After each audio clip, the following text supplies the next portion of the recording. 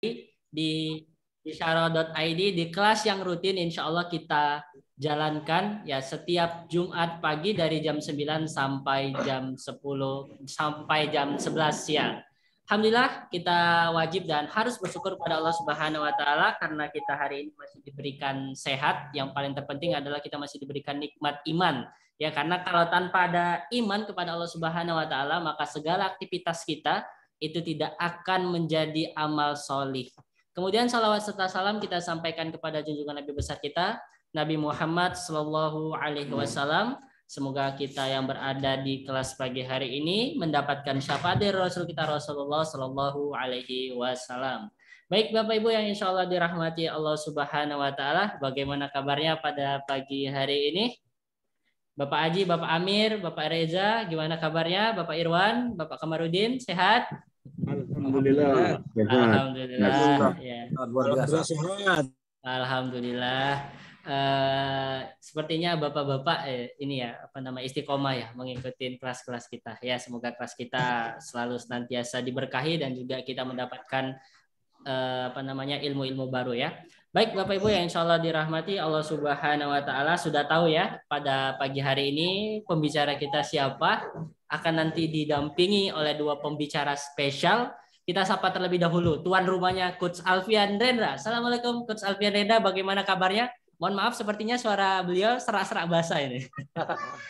Oke, bismillahirrahmanirrahim. Assalamualaikum warahmatullahi wabarakatuh. Waalaikumsalam warahmatullahi wabarakatuh. Mohon maaf teman-teman, ini suaranya serak-serak basah. Masih dalam kondisi memulihkan. Ya, berarti tidak sehat ya pada pagi hari ini ya. Ya, semoga menjadi penggugur dosa ya. Semoga langsung diberikan oleh Allah Subhanahu Wa Taala kesehatan karena memang nanti pekan besok ya, hari Senin ya Sat ya, akan berangkat ke Jakarta begitu ya. Mas Nur, Mas Rahmat Kurnia di in-house dulu mungkin. Oke, kita belum manggil ini. Oke. Sekarang kita sambut Bapak atau Coach Rahmat Kurniadi. Assalamualaikum. Waalaikumsalam. Masya Allah. Bapak Rahmat Kurniadi baru pertama kali diundang di Bisyaro. Apakah benar Bapak Rahmat? Alhamdulillah. Alhamdulillah ya. Semoga nanti akan rutin ya ngisi di Jumat-Jumat berbagi yang seperti yang kita lakukan pada pagi hari ini. Baik Mas, Bapak yang Ibu yang co-hostnya di ini aja Mas, yang co-hostnya yang top line aja. Saya pakai dua sini. Oh iya, dua ya. Sebentar. Yang mana? Yang top line. Yeah. Yang hotline. Top line. Oke, sebentar. Oke. Orangnya memang top sih ya. Jadi top line. Nah, kita nih barangkali juga ada Ustadz Firly Ferdiansyah ya. Kali ini Ustadz Firly ada di kursi penonton ya. Baik, insya Allah dengar langsung dari Ustadz Rahmat Kurniadi. Oh, Masya Allah. Siap. Top line ini. Ya baik Bapak Ibu yang insya Allah dirahmati Allah Subhanahu Wa Taala, pemateri kita yang spesial pada pagi hari ini sudah bersiap-siap untuk menyampaikan materinya. Namun untuk mendapatkan keberkahan dari Allah Subhanahu Wa Taala, mari kita membaca surah Al-Fatihah terlebih dahulu. Silakan. A'udzubillahi minasyaitonirrajim. Bismillahirrahmanirrahim. Alhamdulillahirabbil alamin. Arrahmanirrahim. Maliki yaumiddin. Iyyaka na'budu wa iyyaka nasta'in. Ihdinas siratal mustaqim. Siratal ladzina an'amta 'alaihim ghairil maghdubi 'alaihim waladdallin. Baik, insya Allah sebentar lagi akan kita mulai. Jadi persiapkan ya dari kuota Bapak Ibu sekalian. Pastikan ada ya kuotanya, nanti macet-macet ya. Audionya juga ngilang-hilang ya.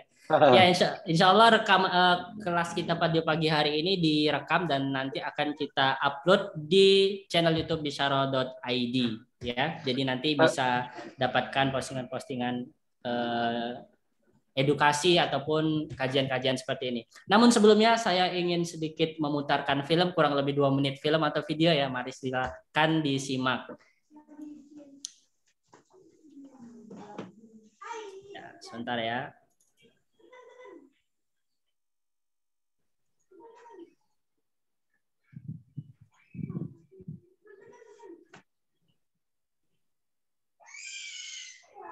Ya, sekali lagi bagi Bapak Ibu sekalian yang mungkin nanti dalam kajian ya di-mute-kan terlebih dahulu audionya, nanti kita ada sesi tanya jawab. Nah, sebentar ya. Ini video spesial. Teman-teman boleh loh kalau mau nge-share acara hari ini ke teman-teman yang lain atau teman-teman grupnya. Jadi insya Allah acara hari ini tuh acaranya Jumat berbagi. Yang biasanya kan banyak kan kalau kita lihat di masjid-masjid pada berbagi nasi ya. Nah, insya Allah pada hari ini kita ini mau berbagi caranya bisa beli nasi ya gitu. Jadi insya Allah acara ini berbagi ilmu insya Allah jadi amal jariah buat yang ngisi juga buat yang dengerin, buat yang nyebarin. Insya Allah kita di hari Jumat ini, hari kemenangan ini kita saling berbagilah karena Allah Subhanahu wa taala. Karena barang siapa bersyukur akan ditambah nikmatnya oleh Allah Subhanahu wa taala. Ya. Salah satu caranya bersyukur yaitu dengan berbagi ilmu pada hari ini. Nah, insya Allah hari ini kita dibersamai oleh salah satu Ustadz coach ya dari Semarang luar biasa dari Topland yaitu Mas Rahmat Kurniadi yang banyak juga santrinya nih di Sentolo ini banyak santrinya, Masya Allah luar biasa. Siap. Mas Nur, ada video yang mau di-share? Siap. Ada.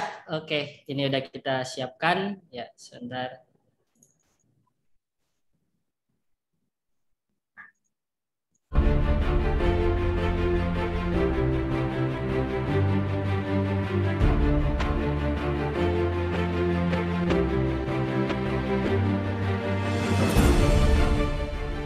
Salah satu cara meningkatkan omset dari bisnis kita adalah dengan mempunyai pasukan penjualan. Dengan pasukan penjualan, maka traffic yang kita dapatkan akan berlipat ganda dan tentu akan diikuti dengan meningkatnya penjualan. Bayangkan saja, jika satu pasukan bisa menjual produk kita 10 unit per bulan, dan jika kita punya 5 pasukan, hal ini akan menambah lagi penjualan sebanyak 50 unit. Tentunya, hal itu juga bisa mengurangi biaya branding and marketing yang tinggi. Walaupun banyak keuntungan memiliki pasukan penjualan, tidak semua orang bisa menerapkan strategi tersebut. Bisa jadi caranya juga masih batil dan memiliki kendala-kendala lain seperti sistem penjualan yang tidak jelas akadnya.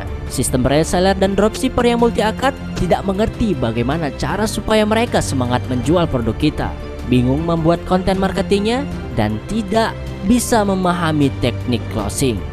Alhamdulillah, Anda tidak perlu risau lagi karena kabar baiknya Anda bisa temukan solusinya di workshop online membangun pasukan penjualan yang sesuai syariah.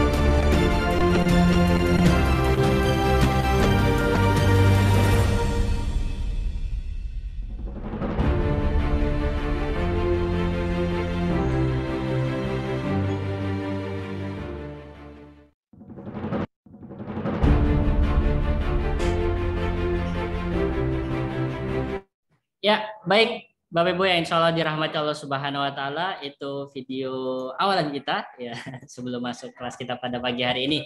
Baik, langsung saja insya Allah Bapak Rahmat atau manggilnya apa nih Pak? Mau dipanggil Bapak tapi kelihatan masih muda ya. Mas saja Mas.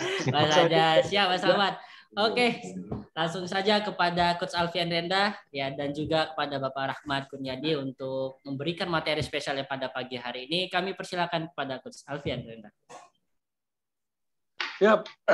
Thank you. Bismillahirrahmanirrahim. Assalamualaikum warahmatullahi wabarakatuh. Waalaikumsalam. Alhamdulillahirabbil alamin. Asyhadu an la ilaha illallah wa asyhadu anna Muhammadar Rasulullah. Allahumma shalli ala Muhammad wa ala ali Muhammad amma ba'du.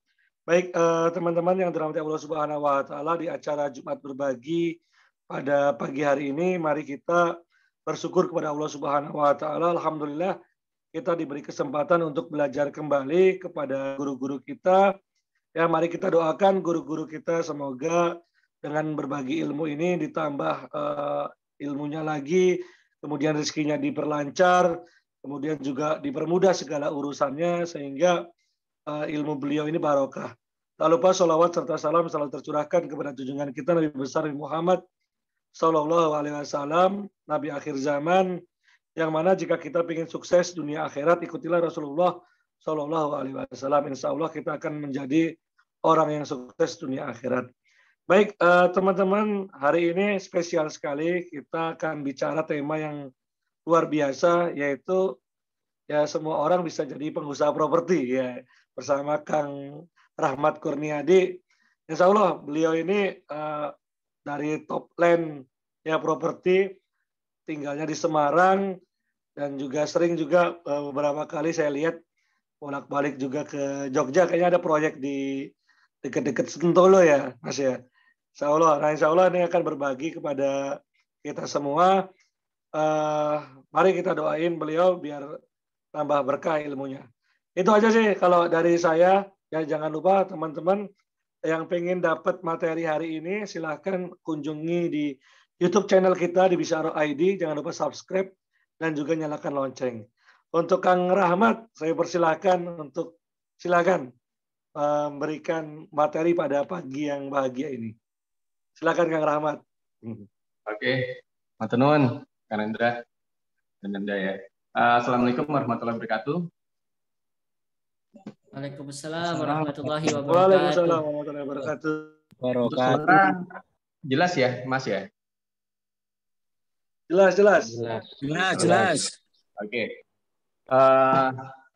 Alhamdulillah, segala puji bagi Allah ya, bisa menemukan kita ya sekarang mungkin dari online ya. Mungkin ada beberapa yang kita sudah ketemu di offline sebelumnya gitu ya.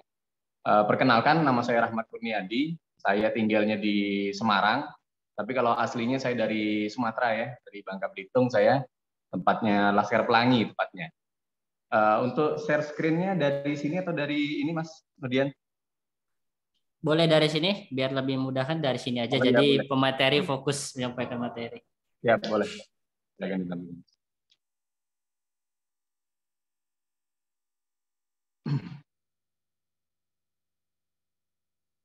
Oke. Nah, hari ini topik kita semua bisa bisnis properti. Jadi sekarang posisinya gini, bisnis properti itu jangan dibayangin itu sebuah bisnis yang nggak semua orang itu bisa, itu padahal sebenarnya bisa. Dulu waktu pada saat saya awal juga saya berpikir sama. Jadi ya bisnis properti itu harus ubanan dulu gitu kan, artinya harus tua dulu. Terus yang kedua harus kaya dulu gitu. Karena lihat proyeknya nggak mungkin lah kayaknya dimulai modal kecil gitu kan. Nah setelah saya 2010, alhamdulillah dulu dapat ya ilmu dari guru kami. Beliau bilang bahwa bisnis properti itu sama kok Mas, sama bisnis yang lain. Gitu kan. Artinya setiap orang itu juga bisa untuk berbisnis properti, dan bisnis properti itu kan banyak macamnya. Monggo nanti bisa bisa menjalankan yang mana untuk jalur masuknya gitu kan. Nah saya akan tunjukkan beberapa. Cuman dari perjalanan memang ada yang bertahan, ada yang enggak, itu udah biasa gitu kan, wajar. Nah jadi saya pengen hari ini saya bikin konsep yang sederhana. Jadi teman-teman itu juga bisa baik yang pemula atau yang sudah menjalankan itu, oh iya ya bisnis properti itu bisa gitu kan. Nah dijalankan sama semua orang. Selanjutnya Mas. Nah ini untuk dari saya ya, perkenalan. Saya lahirnya di Pangkal Pinang tahun 88 gitu ya. Terus saya mulai hijrah ke Yogyakarta. Jadi Yogyakarta itu kota kedua bagi saya. Jadi udah kayak kota sendiri gitu kan. Karena saya kuliahnya di sana di UII manajemen. Ini nomor HP saya, silakan kalau mau di-save, nanti bisa dikirim dari siapa gitu ya. Nanti bisa kita silaturahmi. Saya owner dari Topland, terus yang kedua kita dari asosiasi. Jadi saya di DPW Amanahnya, DPW ini Asperumnas Jawa Tengah. Terus saya pimpinan kantor cabang Pesantren Properti Semarang. Ini untuk sekilas perkenalan dari kami gitu ya. Selanjutnya Mas. Nah ini kantor kami, ya tepatnya di saya sekarang ini ya, lagi Zoom. Ini kantor kita di kawasan kampus UNES. Jadi monggo kalau misalnya ada yang di sekitaran sini atau yang lagi mampir ke Semarang gitu ya, monggo silakan mampir ke tempat kita. Kita terbuka dan di sini juga biasanya kita pakai untuk berbagi ilmu, berbagi pengalaman gitu kan. Karena bisnis properti itu mungkin bisa jadi ilmunya sama, tapi pas penerapan di lapangannya berbeda-beda. Baik kasus gitu, baik case gitu kan. Selanjutnya Mas.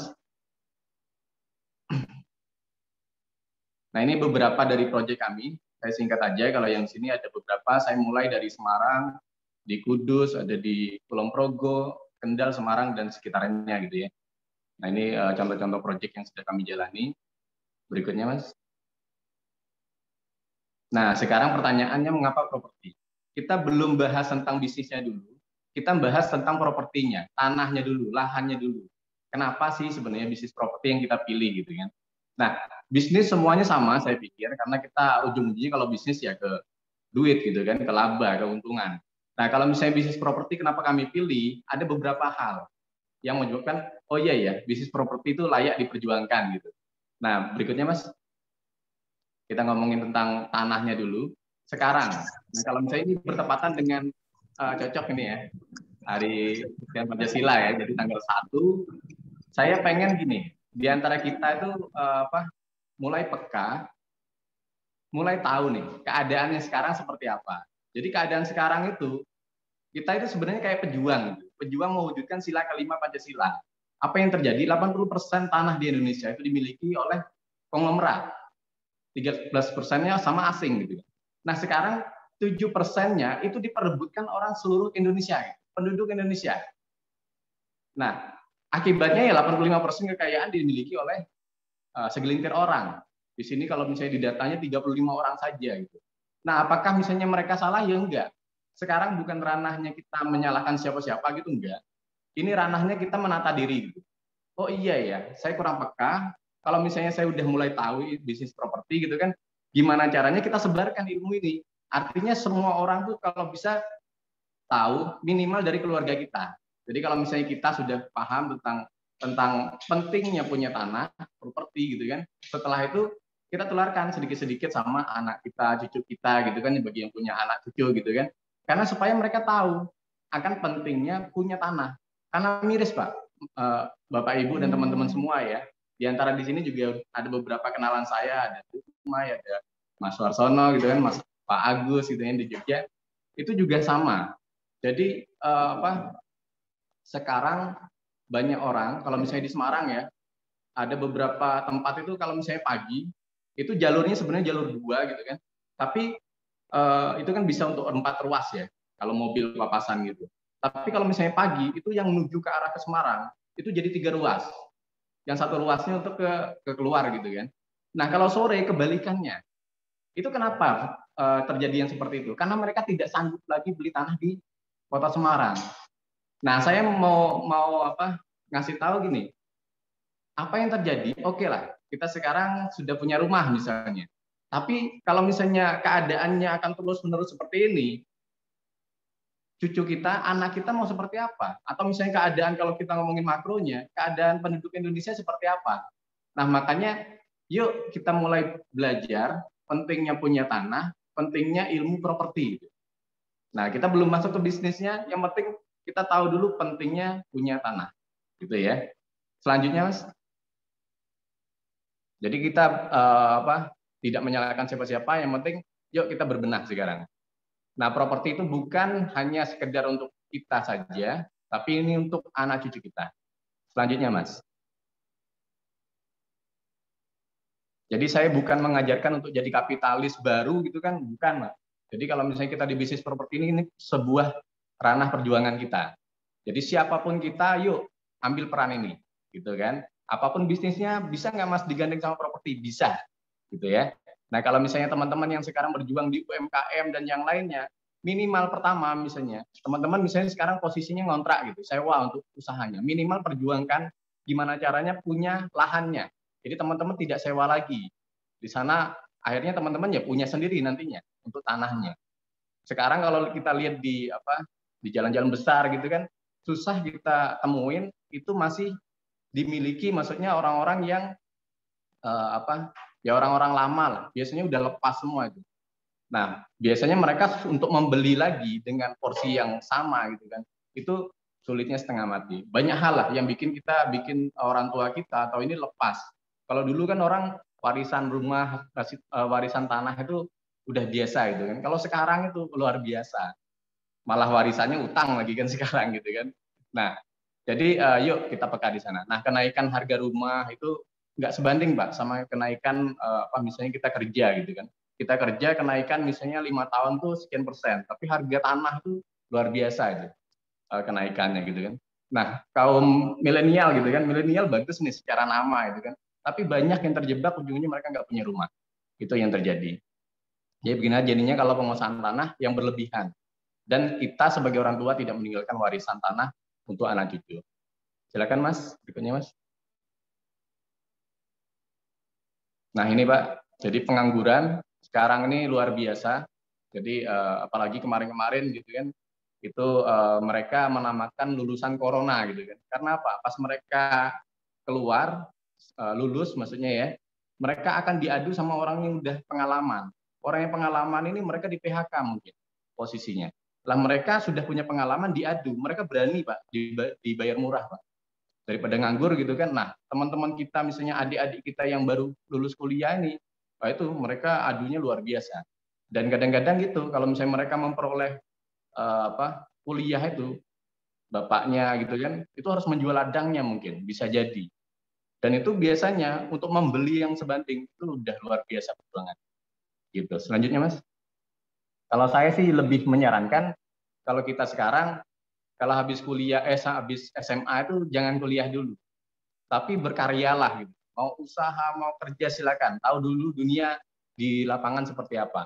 Nah, nanti arah ke kuliahnya kalau misalnya mau nyambung kuliah yang sejurusan gitu.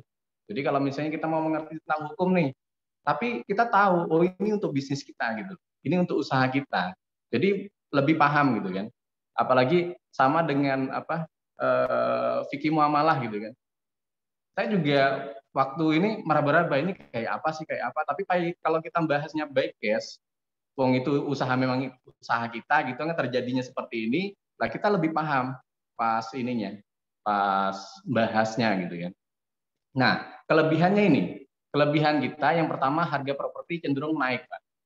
Jadi jarang yang namanya harga properti itu turun jarang. Jadi memang mungkin stagnan pernah, contoh misal kejadian Jogja waktu gempa gitu kan, pernah terjadi stagnan, cuman habis itu naik juga nih. Jadi kalau misalnya jenengan punya tanah di Jogja, naik harganya, ya naik juga, sama aja. Nah yang kedua, tidak bisa dicuri Pak, diambil selama ini ya legalitasnya benar ya. Jadi properti itu kita bukan ngomongin tentang fisiknya aja, sama kayak motor. Kita punya motornya, tapi kalau BPKB, STNK-nya kita nggak punya kan itu jadi motor bodong juga ya. Sama dengan properti. Jadi tanah itu selama legalnya benar, itu nggak bisa diambil. Terus tidak perlu ditunggui Pak. Jadi kalau misalnya jenengan punya tanah, udah kalau misalnya tanahnya orang misalnya izin Pak, kalau kita misalnya tanahnya nggak diapa-apain gitu kan, orang izin Pak ditanamin singkong atau ini ya silakan gitu kan. Monggo silakan. Yang penting tanahnya produktif punya kita gitu kan.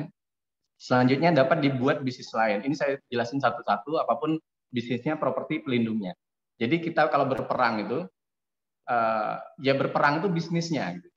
Tapi bentengnya itu propertinya.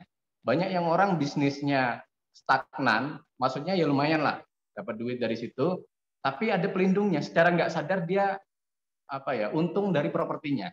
Mungkin semula dia beli propertinya 300 juta gitu. Nah, dia berbisnis selama 10 tahun gitu kan. Mungkin selama 10 tahun itu untuk hidup aja. Untuk hidup mungkin tabungan. Nah, tapi propertinya 10 tahun kemudian itu bisa jadi 1 miliar itu. Tanpa sadar dia untuk 700 juta rupiah. Itu yang dinamakan di properti. Gitu. Selanjutnya Mas, keuntungannya di properti. Nah, kita sudah tahu lah kalau misalnya di sini kan selama misalnya planet Mars gitu kan atau planet yang lain belum bisa dihuni, ya tanah itu diciptakan sekali dan kita hidupnya di bumi dan nggak diproduksi lagi, Pak. Makanya ini ya lama-kelamaan akan naik terus-menerus. Kayak saya nih kebetulan, maksudnya dulu ini ya, saya dari habis nikah saya kan ke sini ke Semarang gitu kan. Di Semarang dulu harga kaflingan atau ini tuh 300.000 nggak salah per meternya. Sekarang, Mbak, itu kurang lebih kan 10 tahun dari 2011. Dapat 1 juta aja udah luar biasa per meternya sekarang. Itu yang terjadi. Nah, mungkin teman-teman kan punya gambaran sendiri. Yang sekarang dengan misalnya sudah punya rumah, belinya berapa, tapi sekarang dihargai berapa. Itu udah kelihatan tuh. Properti itu seperti apa. Nah, terus yang kedua, ini ya, jadi kalau misalnya mengenai populasi itu semakin naik. Jadi kalau guru saya bilang itu selama misalnya jalur kuning melengkung gitu kan, itu pasti ini, maksudnya masa depan properti itu bagus gitu kan. Nah kan ada beberapa orang, Mas, kok masih ini properti gitu kan, masih menggeliat apa enggak gitu kan, kondisi lagi pandemi segala macam gitu. Nah saya bilang orang tuh tetap nikah, tetap punya anak, tetap mau pengen rumah gitu, karena ini salah satu sebuah kebutuhan.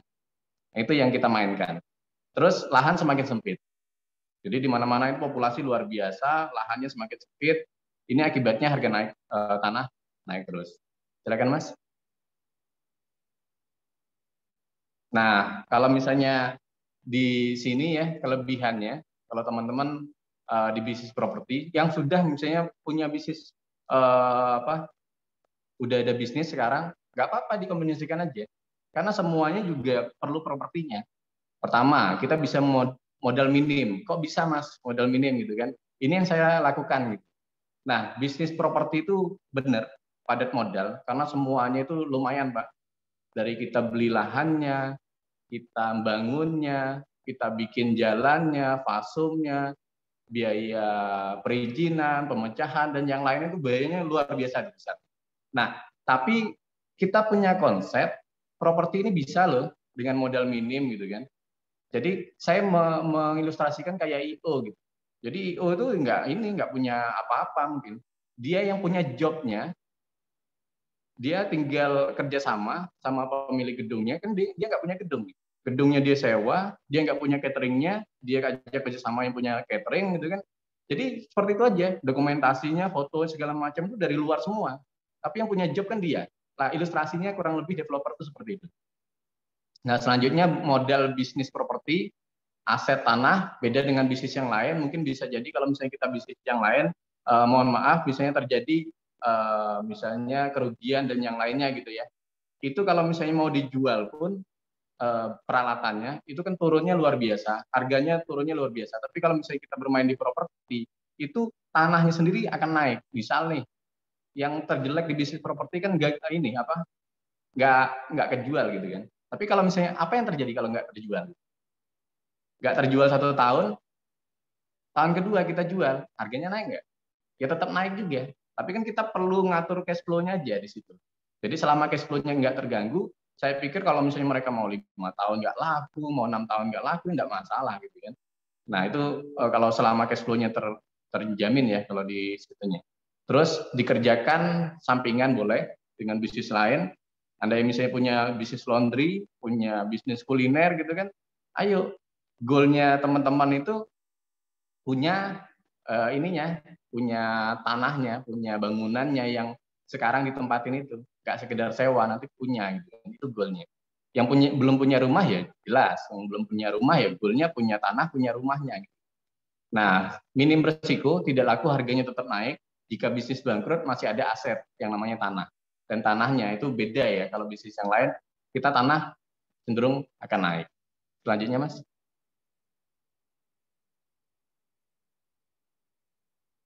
Nah, sekarang Mas apa aja nih misalnya di bisnis properti gitu kan, jenis-jenisnya. Yang pertama, Pak, kalau misalnya kita bisa lihat itu ada broker, ada jual beli tanah, flipper, kafling, perumahan, properti tourism. Properti tourism nanti, oke, yang next selanjutnya, Mas. Ini kita bahas tentang brokernya dulu. Nah, ada beberapa teman-teman yang mereka mungkin ya, bisa jadi mereka belum siap untuk jadi developer, masuklah ke sini. Jadi seorang broker dulu. Pakai modal nggak Mas? Ya nggak pakai modal kalau misalnya di sini. Ya kalau misalnya modal iklan ya mungkin iklan berbayar atau ini itu mungkin jadi modalnya. Tapi kalau misalnya mau dibikin yang postingan gratisan ya juga bisa. Monggo silakan. Ini bisa offline, bisa online. Teman-teman bisa dapatkan fee dari sana gitu kan. Itu untuk jadi sekedar broker. Mas ada duitnya nggak? Ya lumayan Pak. Kalau misalnya kita standar misalnya ya 2,5%, 3%, 4% gitu kan, akan lumayan. Kalau misalnya unitnya 300 juta gitu, dapat 4% kan 12 juta. Jadi kayak gitu teman-teman itu ya tinggal dikali berapa nih, dia closingnya misalnya 1 bulan berapa.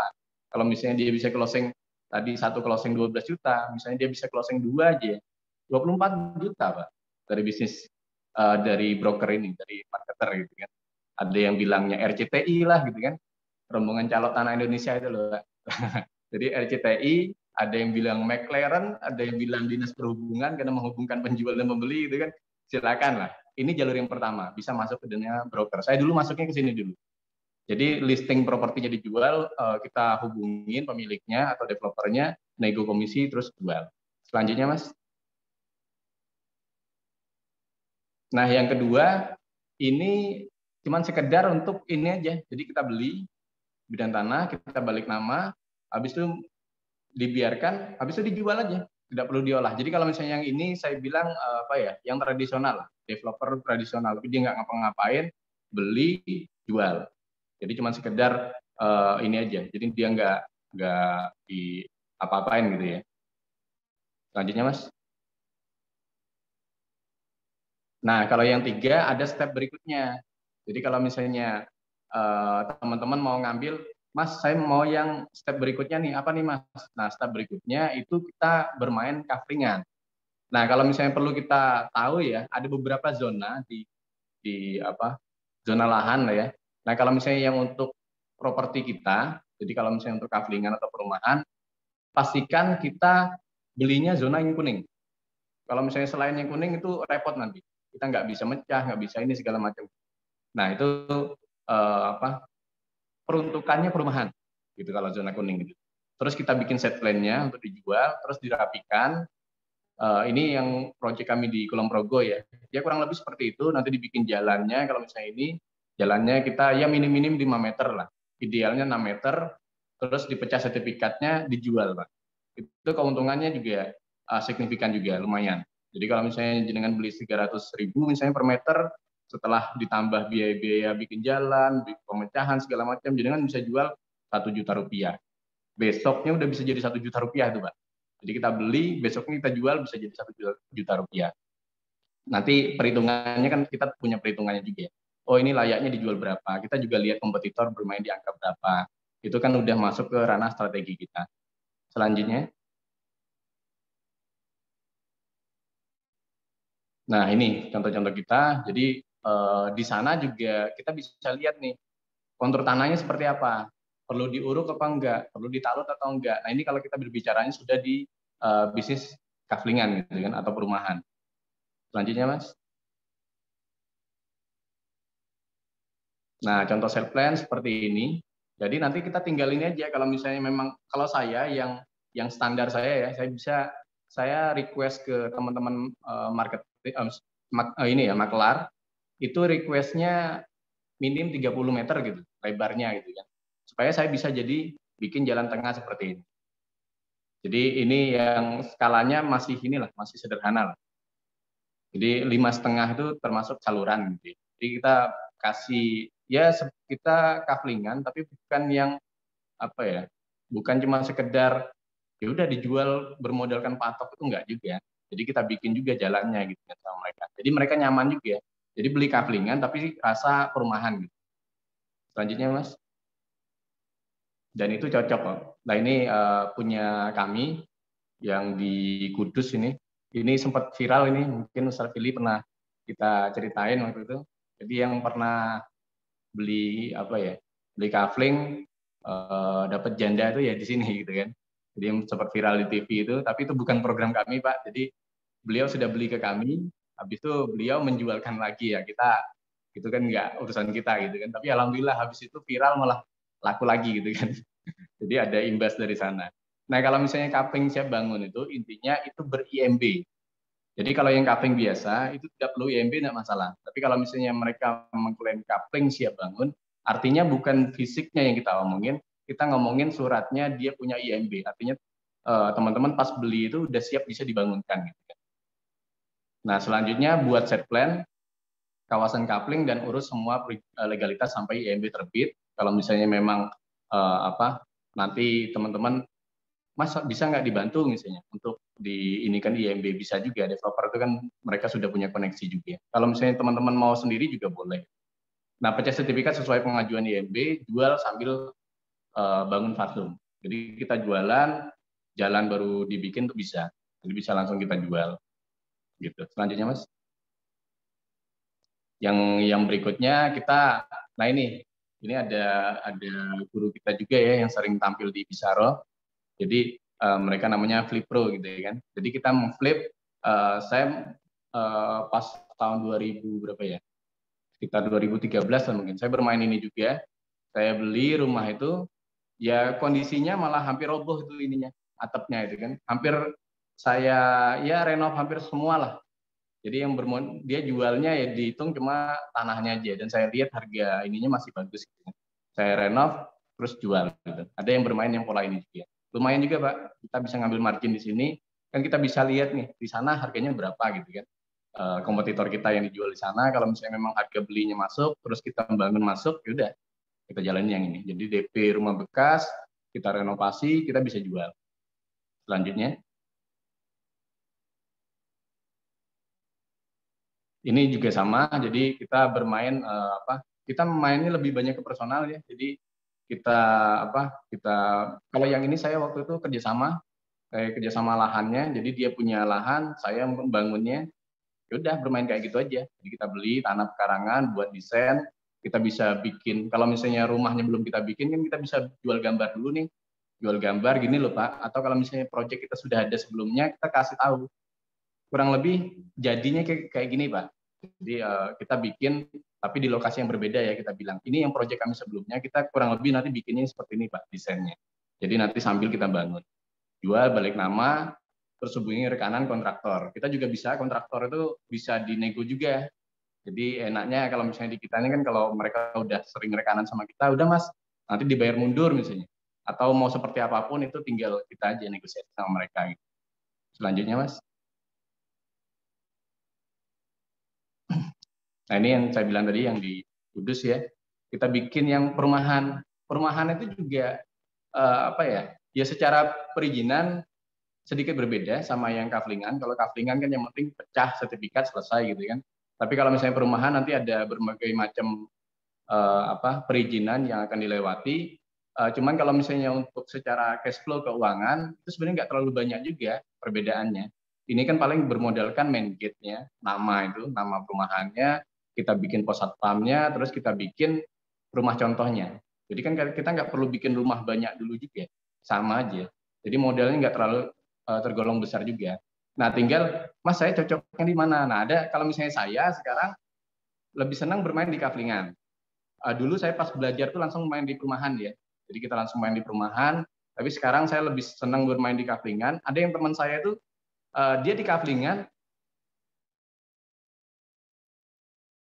nggak bagus gitu waktu itu. Dia memutuskan ke perumahan malah bagus gitu. Jadi tergantung dari teman-teman nantinya mau bermainnya dia di segmen mana gitu ya. Selanjutnya Mas. Nah ini beberapa alurnya. Alurnya kalau misalnya teman-teman mau bikin perumahan gitu kan, pertama kita cari dulu lahannya, kita cek legalitasnya benar apa enggak, yang zona segala macam tadi, atas namanya siapa. Jadi kalau bisnis properti itu memang gini ya. Kita lihat kalau bagi kami mungkin ilmu ini simple gitu kan. Tapi kalau misalnya orang kepleset di bisnis properti itu luar biasa Pak. Kepleset di bisnis properti itu bisa larinya ke utang luar biasa banyak gitu kan. Terus kalau misalnya yang paling terburuk biasanya masuk penjara karena dituntut Pak. Karena kita berbicara legal. Kalau misalnya legalnya nggak benar kita jual gitu kan, itu ranahnya bisa pidana. Jadi hati-hati. Jadi bagi teman-teman, kita nggak ngomongin properti ini memang luar biasa bagus segala macam, enggak. Jadi teman-teman harus dewasa melihat ini. Sama kayak saya bilang, bisnis properti bisa modal minim. Itu harus dewasa kita mencernanya. Aslinya kan bisnis properti padat modalnya. Tapi kita bisa punya strateginya untuk teman-teman bisa nih bermain dengan modal minim. Nah itu monggo nanti kita pelajari. Kalau misalnya teman-temannya di Semarang bisa mampir ke kita, atau misalnya ke guru-guru yang lain silakan. Gitu. Kita bikin studi kelayakannya, layak nggak tanah ini kita ambil gitu kan? Ada beberapa kriterianya, terus ujung-ujungnya kita hitung.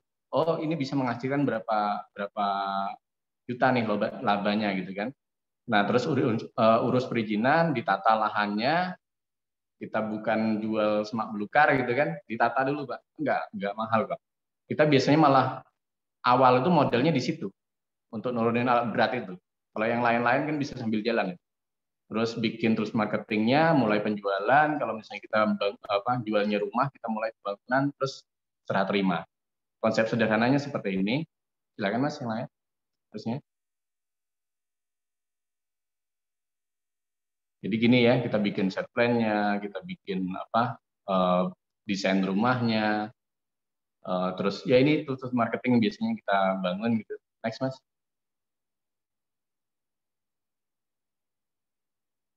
Selanjutnya. Nah, sekarang kalau misalnya Mas yang konsep sederhana seperti apa? Kenapa patut diperjuangkan nih bisnis properti gitu kan? Saya gambarin ke teman-teman yang masih baru atau pemula gitu kan. Mohon maaf bagi misalnya ada yang senior di sini ya. Saya menggambarkan ini ke pemula dulu semua. Jadi supaya teman-teman, oh iya ya, bisnis properti ini patut nih misalnya kita perjuangkan. Pertama, contoh misalnya, teman-teman beli lahan misalnya ya, kita ngomongin langsung ya terserah mau belinya di DP dulu atau misalnya kerjasama atau apapun itu gitu kan. Nah kita bikin set plan misalnya 6 unit nih misalnya 6 unit, dari satu unitnya teman-teman bisa untung 30 juta nih, masuk akal nih kalau misalnya di sini misalnya harga HPP-nya 100 juta, teman-teman jualnya 130 juta nih, kan dapat tuh 180 juta per tahun gitu kan. Nah ini kalau kita hitung breakdown per bulan, dapat 15 juta loh Pak. Jadi sesimpel itu sebenarnya bisnis properti. Nah kalau misalnya teman-teman bangun rumah, otomatis kan ya kita pengennya marginnya pasti lebih besar dari kaplingan dong. Jadi kalau misalnya kita, karena secara rasio modal, secara risiko kan tetap lebih besar. Nah teman-teman biasanya bisa ngambil untung sampai 100 juta, 150 juta gitu kan. Nah itu bisa 600 juta nih per tahun. Terus kalau kita breakdown ya bisa dapat 50 juta per bulan gitu kan. Di bisnis apa lagi? Kalau misalnya teman-teman sekarang udah punya bisnis sebelumnya, silakan. Ini jadi sampingan dulu kan nggak apa-apa. Bisnis kaplingan itu nggak perlu punya kantor, nggak perlu punya macam-macam itu nggak perlu. Nah, itu bisa jadi sebagai tambahan dulu. Pada saat misalnya sudah settle, silakan bisa memilih gitu kan. Oh ini layak nih diperjuangkan untuk berikutnya gitu. Buka lagi lahan berikutnya. Jadi sesimpel itu untuk bisnis properti gitu kan, yang skalanya bawah gitu. Selanjutnya Mas. Nah ini contohnya, saya dulu beli beberapa lahan gitu kan, beberapa tanah. Ini malah udah di kafling ini. Saya dapat sisa dari developer sebelumnya. Terus saya beli kurang lebih ada 8 unit kalau nggak salah, 8 unit. Terus saya jual yang lainnya. Terus ada untung, saya bangun rumah di salah satu di salah satu unit kaflingnya gitu kan. Saya bangun rumah sendiri. Jadi kalau misalnya teman-teman sekarang, misalnya Mas saya belum punya rumah nih, saya belum punya tanah gitu kan. Itu sama kayak kita jualan, kalau misalnya kita masih berpikirnya di broker gitu ya. Orang yang jualan umroh nih. Orang yang jualan umroh itu lebih cepat biasanya untuk umrohnya dibandingkan teman-teman yang nggak singgungan sama bisnis umrohnya. Itu kita dari kacamata marketingnya dulu. Itu kalau teman-teman bermain di bisnis kaplingan atau misalnya jadi broker di kaplingan, itu mayoritas biasanya lebih cepat untuk punya yang namanya tanah atau rumah. Jadi kalau misalnya jenengan belum punya tanah, belum punya rumah, cocok nih. Jalanin bisnis properti gitu kan. Selanjutnya Mas. Ini malah saya nggak ada ngurusin izin, udah tinggal langsung jualan aja. Izinnya udah diurusin, jalannya waktu itu udah dibikin sama developer sebelumnya. Terus ada yang kedua nih, yang ini kita beli, ini juga ada duriannya gitu kan. Kita bilang ini kalau misalnya beli sini tuh ada duriannya, monggo. Duriannya bukan yang baru ditanam gitu kan. Ini udah ada yang besar-besar, jadi tiap tahun itu udah menghasilkan gitu kan. Nah, kita beli yang mata saya lihat ini di Kendal. Selanjutnya, Mas. Nah, kalau usahakan ini ya, akses jalannya bagus. Jadi, kalau misalnya untuk hunian, beda mungkin kalau teman-teman yang bermain di properti untuk investasi gitu ya. Jadi mungkin ya nggak mikirin akses gitu. Tapi kalau misalnya saya sih, karena untuk hunian yang untuk konsumen saya, ya udah kita kalau bisa aksesnya menarik lah. Jadi pas mereka datang itu langsung lihat layak gitu kan. Jadi pas nyambung listrik, nyambung air tuh gampang. Selanjutnya, Mas. Nah, kalau misalnya saya dulu saya kan dulu pas-pasan ya. Jadi kalau misalnya di bisnis properti teman-teman mulainya dari yang modalnya udah bagus, ya saya bilang selamat, gitu kan. Tapi pada saat dulu saya nggak memulai dengan pola itu, gitu kan. Saya pas-pasan, guru saya bilang, Mas, kalau misalnya dengan pas-pasan, itu ilmunya dinegosiasi. Jenengan harus menguasai ilmu negosiasi. Karena kalau misalnya jenengan nggak menguasai ilmu negosiasi, itu akan jadi duit semua, Mas. Maksudnya harus keluar duit banyak. Kayak kemarin saya baru dikabarin sama salah satu teman lah, salah satu teman gitu kan. Dia sering telepon kami segala macam. Karena dia berpikirnya bong saya punya duit loh. Dia punya bisnis bengkel ahas itu. Dia beli, Mas, kemarin saya udah beli, Mas, tanah gitu kan. Berapa gitu? 2 miliar. Nah, caranya gimana negosiasinya? Saya nggak negosiasi, Mas. Saya langsung beli cash gitu kan 2 miliar. Ya saya bilang selamat gitu kan. Nah, kalau kami dulu, kami menguasai negosiasi ini, Pak. Jadi negosiasi ini banyak macamnya. Jadi bangun kedekatan segala macam itu ada juga misalnya kalau ilmu guru saya tuh gini loh, Mas.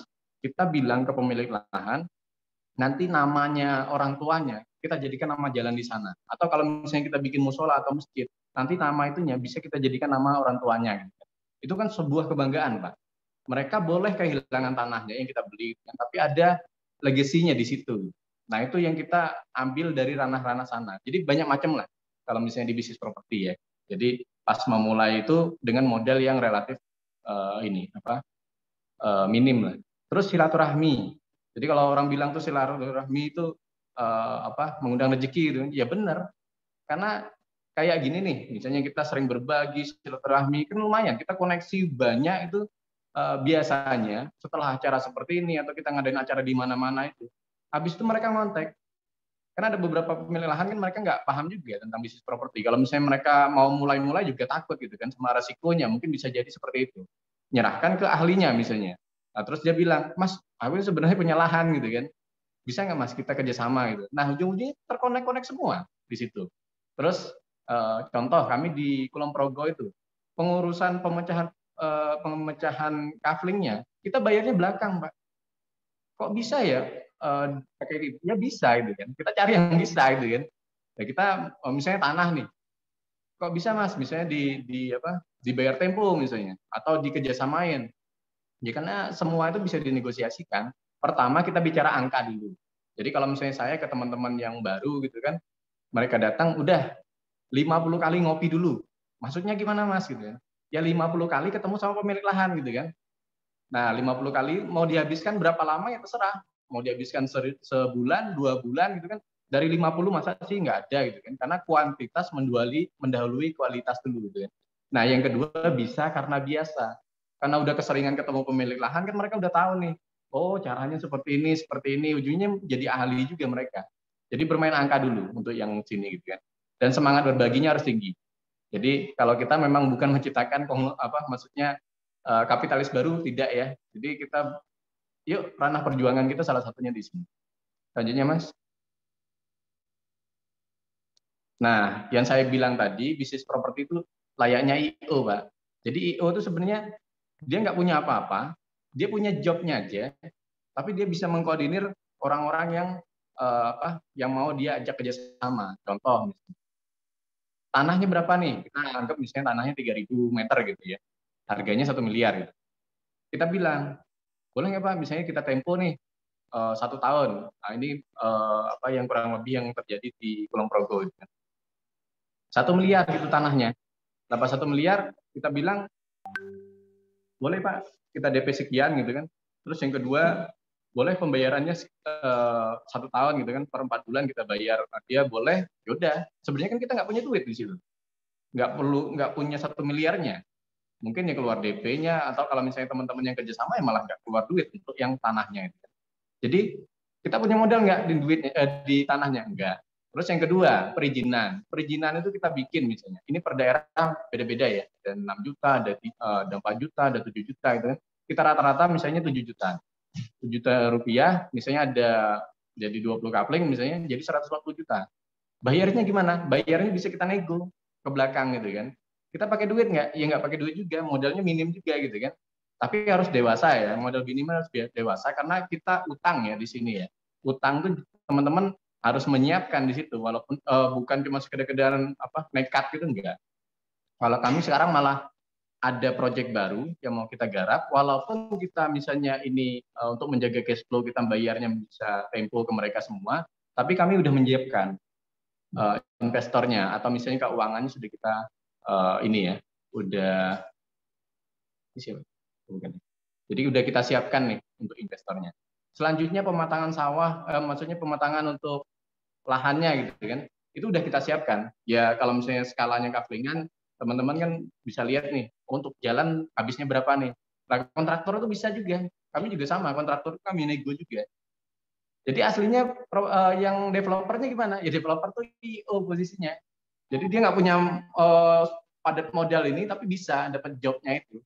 Dan dia koordinir aja. Total sebenarnya kan 1,3 miliar. Tapi mungkin ya dia keluarnya cuma 100 juta. Karena untuk jalan pun bisa dikerjain misalnya di bulan ketiga misalnya. Perizinan misalnya kita baru bulan ke-6 misalnya keluarnya. Kalau misalnya yang untuk lahan kita per 4 bulan mungkin kita bayar. Itu monggo nanti diatur untuk cash flow-nya. Selanjutnya Mas, jadi kita penerima amanah ya posisinya di sini ya. Penerima amanah, nanti kalau misalnya kita memang bagi hasil ya udah kita bagi hasilkan itu. Saya sampai jam berapa ya Mas ya? Mas Nudianto? Jam 10 lewat. 10 lewat. Masih ada waktu ya? Materi, jadi nanti ada sesi tanya jawab dari ini juga udah banyak ya yang bertanya. Ya. Oke, saya lanjut lagi ya. Mungkin ada beberapa slide. Jadi sekarang Mas Rahmat kan ngomongin yang bagus-bagus gitu kan. Terus yang kok saya lihat banyak tuh teman-teman yang di developer malah hancur gitu kan.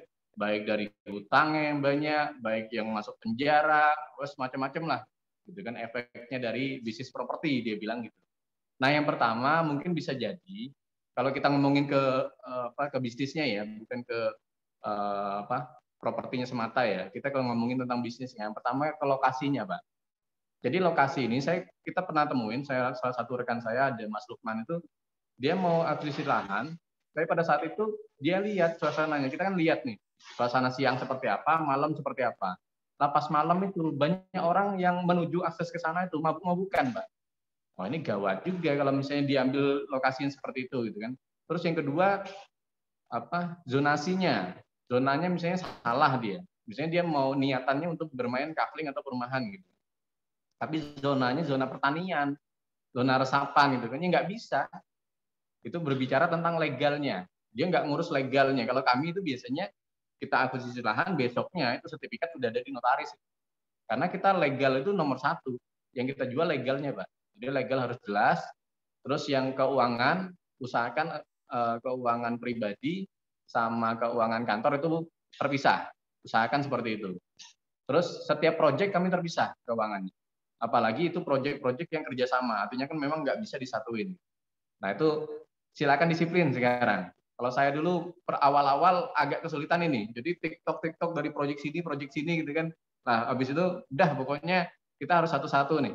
Jadi supaya lebih tahu posisinya. Proyek yang ini bagus apa enggak sih kondisinya sekarang. Jadi kan malah ketahuan. Alhamdulillah istri saya basicnya akuntansi. Jadi minimal itu yang kata Ustadz Firly kemarin ya, itu kan salah satu godaannya teman-teman apa business owner gitu kan. Jadi keuangan itu kayak amburadul gitu kan. Nah, alhamdulillah saya dapat support dari situ ya, dari istri untuk keuangannya, untuk laporan keuangan. Terus yang berikutnya itu speed. Jadi saking mereka udah tahu nih ilmu properti itu bisa memulainya modal minim gitu kan. Mereka langsung buka banyak gitu. Jadi satu lokasi mereka sudah bagus lah, udah dapat duit dari yang pertama, kan megang nih duit, yang semulanya nggak megang duit gitu kan. Habis itu dari duit ini dibikin DP banyak Pak. Langsung 10 lokasi, langsung 20 lokasi gitu. Bisa nggak? Ya bisa. Tapi kan sebenarnya kewajiban itu konsekuensinya kan berbeda. Artinya kewajiban kita numpuk semua tuh di situ. Nah, kebanyakan teman-teman terlalu cepat itu. Speednya terlalu kencang, ujung-ujungnya mereka malah kebanyakan dari yang bermain seperti ini mangkrak, Pak. Karena gagal bayar. Nah, itu yang terjadi.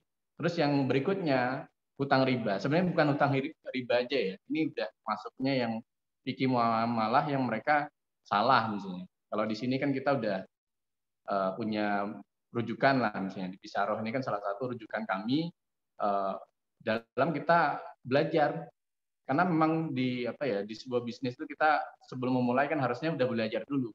Tapi dulu ya dari pengalaman saya menjalani bisnis dulu gitu kan, habis itu baru mempelajari gitu. Makanya kejedot-jedot dulu, oh iya ya ini nggak boleh, oh yang ini riba ya, yang ini maksudnya ada unsur menzolimi segala macam tuh. Nah itu kita tata tuh.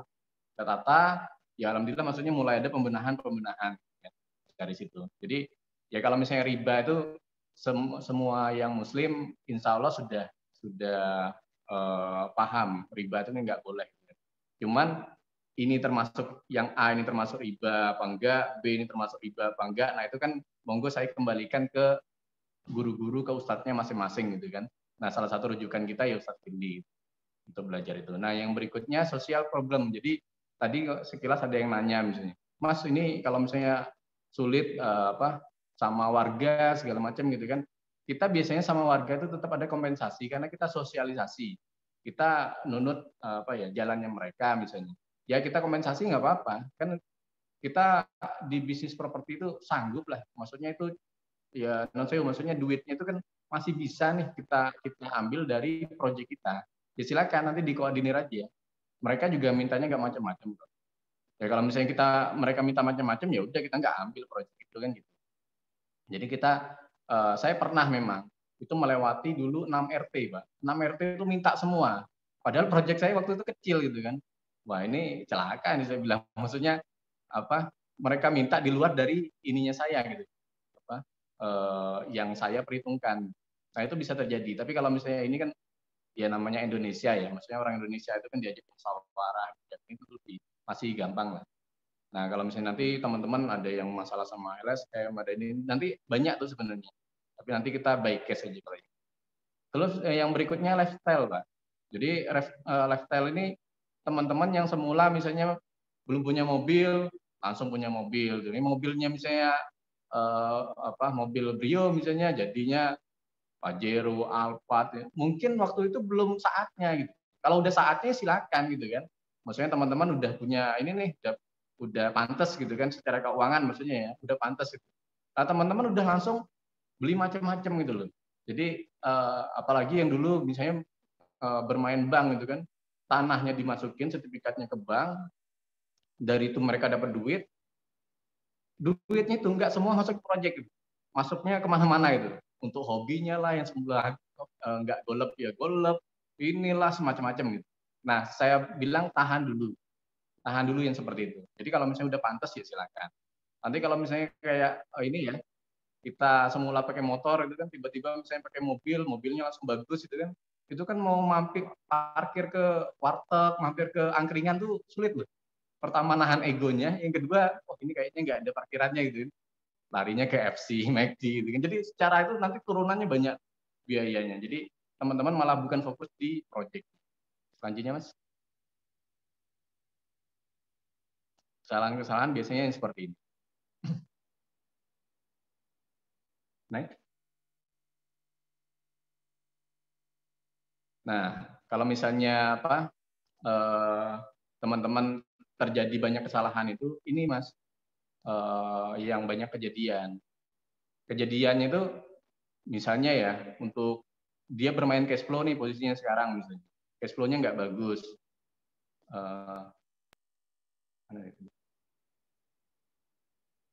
Nah, jadi bisa jadi dia baru terjual sebagian misalnya. Nah, kalau misalnya baru kejual sebagian ini kan bingung juga. Ngelunasin tanah mungkin nggak bisa, terus konsumen juga dia kan bingung. Kalau misalnya konsumen misalnya belum dibalik namakan dia gitu kan, itu konsumen kalau pas AJB pemilik lahan yang sebelumnya nggak mau tanda tangan. Nah, itu banyak kejadian seperti itu, gagal bayar gitu kan. Tanah belum lunas, perizinan belum clear, konsumen komplain, jatuh tempo gitu kan. Nah, rata-rata ini untuk masalahnya di teman-teman di developer. Selanjutnya, Mas. Jadi memang perlu ini ya, kecakapan kita dalam berbisnis. Ini konsumen nunggu dapat ininya, developernya ujungnya kabur, Pak. Pemilik lahan lagi segala macam gitu kan. Karena ini kan kita pakai beberapa strategi yang kalau misalnya kita nggak dewasa untuk menyikapinya, ya ini yang terjadi.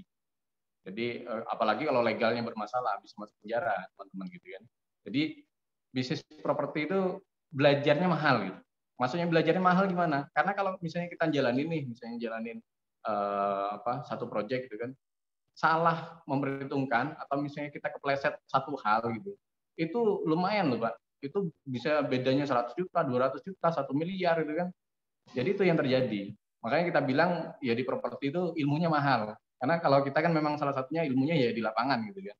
Di lapangan jalanin tuh tiba-tiba bisa hancur gitu. Nah, berikutnya Mas. Jadi usahakan teman-teman mengetahui ilmunya biar, karena bisnis properti kan memang bisnis yang kompleks, padat modal, ya mesti cerdas kita ngelolanya. Jadi kalau misalnya ada beberapa kami itu ya, kami sekarang kalau misalnya secara keuangan, pokoknya satu proyek sudah siap untuk keuangannya. Jadi kalau misalnya terjadi penjualan seret dan yang lainnya, kita tidak masalah. Karena di situ udah bisa mengcover kewajiban-kewajiban yang ada yang akan di depan gitu. Selanjutnya. Nah, sekarang Mas kalau misalnya orang pemula gimana Mas gitu kan? Nah, kalau misalnya pemula, saya menyarankan ini. Mas. Nah, jadi kalau misalnya teman-teman pemula, saya sarankan untuk ini dulu, punya mentor dulu gitu. Nah, ini beliau salah satu mentor saya, Pak Bambang Nurdin Hidayat dari Pesantren Properti gitu kan. Ini waktu kita dapat award dari Sentul Award tahun 2021 ini. Jadi usahakan dua Pak kalau bisa. Pertama belajar dari mentornya. Kalau misalnya belajar belum bisa, misalnya mereka banyak aktivitasnya nggak bisa nih, ajak partner Pak. Jadi misalnya jenengan punya lahannya, diajak partner sama mereka. Atau misalnya jenengan punya koneksi yang lainnya, silakan dipartnerkan sama mereka. Bagi hasil. Lah Mas, nanti hasilnya ini nih, terbagi-bagi itu. Nggak apa-apa. Nah itu kan biasanya ya jeleknya kita itu pengennya 100% gitu kan. Nah 100% kalau nggak ada duitnya ngapain juga gitu kan. Tapi kalau misalnya 30% ada duitnya, misalnya 30% hasilnya 1 M sih. Masih dapat Pak 300 juta. Nah itu. Tapi kalau misalnya dua ini nggak bisa, ya udah masuk yang ketiga, kerja sama mentor. Nanti kita bisa lebih intens sama mereka gitu. Nanti bisa kita dapat insight apa tiap hari gitu. Nah itu.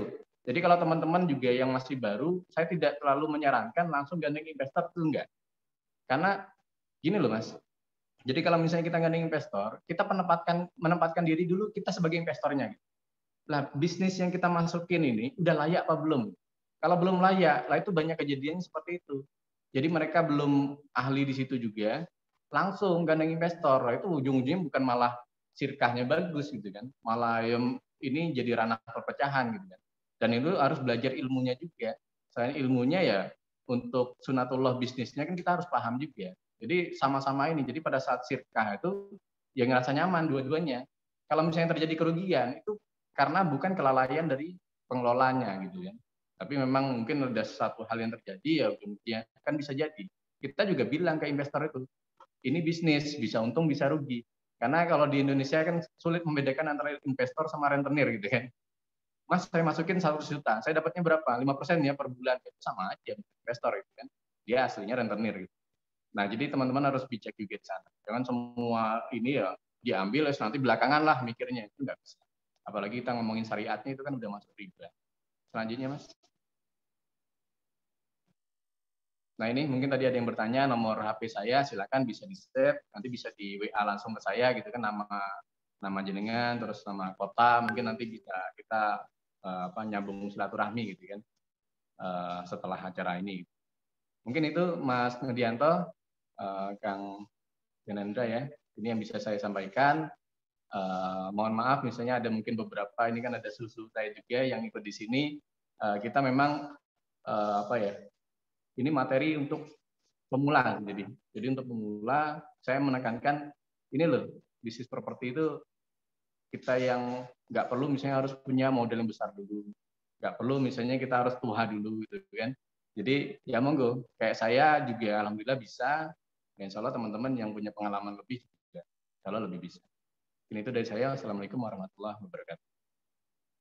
Waalaikumsalam warahmatullahi wabarakatuh.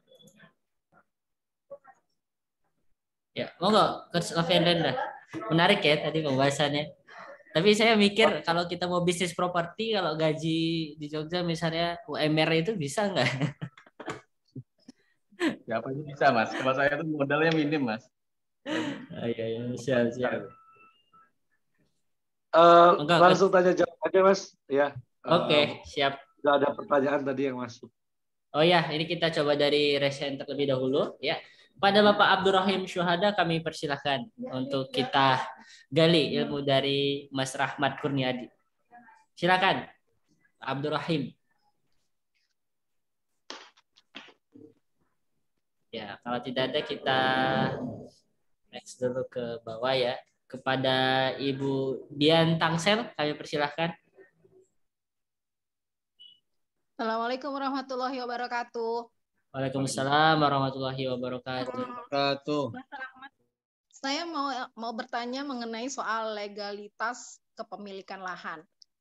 Saya punya pengalaman dan sampai saat ini nih saya mengalami kesulitan di dalam pengurusan sertifikat. Pada saat saya beli itu tahun 2011 atau 2012 dari pemiliknya langsung. Saya tidak berniat untuk bikin perumahan sih, tapi menjadi kendala. Sebenarnya ada tiga lokasi daerah situ, itu sekitar di daerah Hambalang dekat Wisma Atlet tuh yang terbengkalai. Nah, yang satu ini terkendala dalam proses pembuatan sertifikat. Awalnya saya menyerahkan kepengurusannya itu kepada penjual. Namun setelah beberapa tahun itu tidak selesai. Akhirnya saya sendiri yang ke BPN. Ternyata di BPN itu tanah tersebut sudah diplotting. Saya nggak ngerti siapa yang plotting itu. Nah, kayaknya suatu PT yang sudah memplotting daerah tersebut. Karena kan waktu itu lagi viral tuh ya, Wisma Atlet tuh yang heboh. Yeah. Nah, sampai saat ini saya tidak menemukan titik terangnya bagaimana menyelesaikannya. BPN hanya bilang ini sudah diplotting Ibu, tapi tidak ada pembayaran sama sekali kepada pemilik sebelumnya. Nah, itu mungkin Mas Rahmat bisa memberikan advice kepada saya bagaimana cara menyelesaikan masalah ini. Yaitu aja Mas Rahmat. Assalamualaikum warahmatullahi wabarakatuh. Waalaikumsalam. Ini langsung dijawab atau gimana, Mas Dianto? Iya, dijawab. Langsung ya? Iya. Oke, jadi untuk mengenai legalitas, jadi kalau misalnya kita bicara tentang plotting dan yang lainnya, jadi memang ada di bisnis properti itu. Kalau misalnya mereka biasanya ini pemain besar dan mereka pakai PT untuk mengerjakannya ya. Jadi ada beberapa itu yang mereka misalnya cuma punya 2 hektar misalnya, tapi dia bisa memplotting di luar dari tanah dia. Itu banyak, memang bisa di peraturan itu bisa. Nah, kalau misalnya saya memang untuk pengurusan untuk legalitas, saya biasanya minta bantu dari PPAT. Biasanya kita mengenalnya kan notaris. Nah, saya biasanya minta bantu ke mereka, jasanya mereka gitu. Karena mereka biasanya lebih intens dan beberapa itu kan mereka malah di BPN tuh ya kalau punya pengalaman ngurus-ngurus seperti ini ya, di BPN itu malah rata-rata itu malah orang-orang perwakilan dari notaris gitu, di PPAT tadi. Jadi saya sarankan sih coba kalau misalnya memang sendiri nggak bisa tadi ngurusnya dengan cara minta bantu di PPAT tadi. Itu mungkin Bu Dian. Selama misalnya ini memang legalitasnya sebenarnya Bu Dian bisa dapat. Ini kan banyak kejadian yang kayak kemarin-kemarin itu. Misalnya kejadian kalau nggak salah di TV itu ada Rocky Gerung sama apa itu kurang lebih kan hampir sama kayak gini juga. Tapi ada mungkin ada case-nya mungkin sedikit berbeda. Tapi banyak kejadian yang kayak gini. Mereka sudah masuk ke dalam plottingannya perusahaan besar. Itu Bu Dian ya. Saya anjurkan nanti bisa dikoordinasi sama PPAT ke notaris. Mas Rahmat, masalahnya di sini saya juga punya pengalaman yang tidak enak dengan BPN. Soal pemecahan lahan saya yang di lain lokasi, itu bertahun-tahun nggak beres-beres itu di pemecahan masalah. Jadi agak saya malas juga sih dengan berurusan dengan pemerintahan, itu saja. Tapi mungkin nanti saya akan coba. Saya akan coba dengan pakai BPN. Ya mudah-mudahan bertemu orang BPN yang masih lurus. Terima kasih. PPAT, Bu. PPAT. Oh, PPAT bukan PPAT. Iya. Sebelumnya saya kan juga pakai notaris tuh waktu saat jual belinya, Ustadz, Mas. Tapi tetap aja bermasalah. Oh gitu. Ini ya, kalau misalnya saya menyarankan gini, jadi kalau misalnya notaris itu kan punya jam terbang, punya portofolio, monggo dipelajari dulu. Kan notaris banyak ya Bu ya. Nah itu kami juga sama, setiap ada proyek, apalagi itu proyek di lokasi baru, kami akan minta referensi dari teman-teman. Ini yang bagus yang mana nih, baru kita pakai. Mungkin kita nggak lihat dari sudut pandang cuma sekedar biayanya berapa, tapi kerjanya bagus apa enggak. Gitu. Nah itu juga bisa. Itu kan kalau misalnya itu faktor dari kalau prosesnya nggak berjalan bagus karena yang ngurus gitu kan. Beda lagi kalau misalnya itu memang dari segi lahannya yang bermasalah, itu nanti beda penanganannya. Itu mungkin Bu Dian. Nah, Ustaz. Syukran, Mas. Aman. Oke, siap. Ini kita coba masuk ke pertanyaan dari chat ya. Ya, ini dari Bapak Rahmat, akan bertanya kepada Bapak Rahmat juga. Bapak Rahmat Kurniawan. Mau tanya Coach, untuk cari lahan pakai jasa makelar atau terjun langsung ke Pak Desa atau dusun atau ke keluarga sekitar? Kalau saya lebih banyak ini ya, pakai jasanya teman-teman makelar ya. Jadi kalau misalnya teman-teman makelar itu kan linknya luar biasa, informasinya kan mereka ya memang karena kerjaannya itu. Jadi ya udah, kita ada juga yang kami itu langsung ke pemilik lahan ada. Tapi kan kita informasi mungkin terbatas juga gitu. Tapi kami pakai jasanya mereka. Nah kalau misalnya mengenai kan ngasih fee ke mereka, ya itu memang udah kerjaannya mereka, kita ngasih itu kan untuk sebagai jasanya kita gitu kan. Dan selama angkanya menarik kan ya tetap kita ambil gitu. Jadi kalau saya sih lebih banyak memakai jasanya mereka. Itu Pak Rahmat. Nah kalau misalnya yang teman-teman misalnya sering berbagi, sering misalnya silaturahmi itu mungkin bisa jadi langsung ke pemilik lahan malah. Mereka yang datang kayak yang saya bilang tadi. Mereka punya lahan tapi bingung lahannya mau diapain, udah dikerjasamakan sama kita itu sebagai modalnya mereka lahan tersebut. Gitu Pak Rahmat Kurniawan ya. Ya, semoga terjawab ya. Berikutnya ini dari Bapak Raharjo. Oke. Kalau kata Mas Renosan, bila budget cukup lokasi dimanapun beli, jangan pilih lokasi, semua lokasi bagus. Jangan pilih lokasi, semua lokasi bagus. Ini apa nih? Bukan pertanyaan ya. Oke, kita scroll ke bawah. Yang dari Bapak Abdurrahim, apakah sudah terhubung kembali?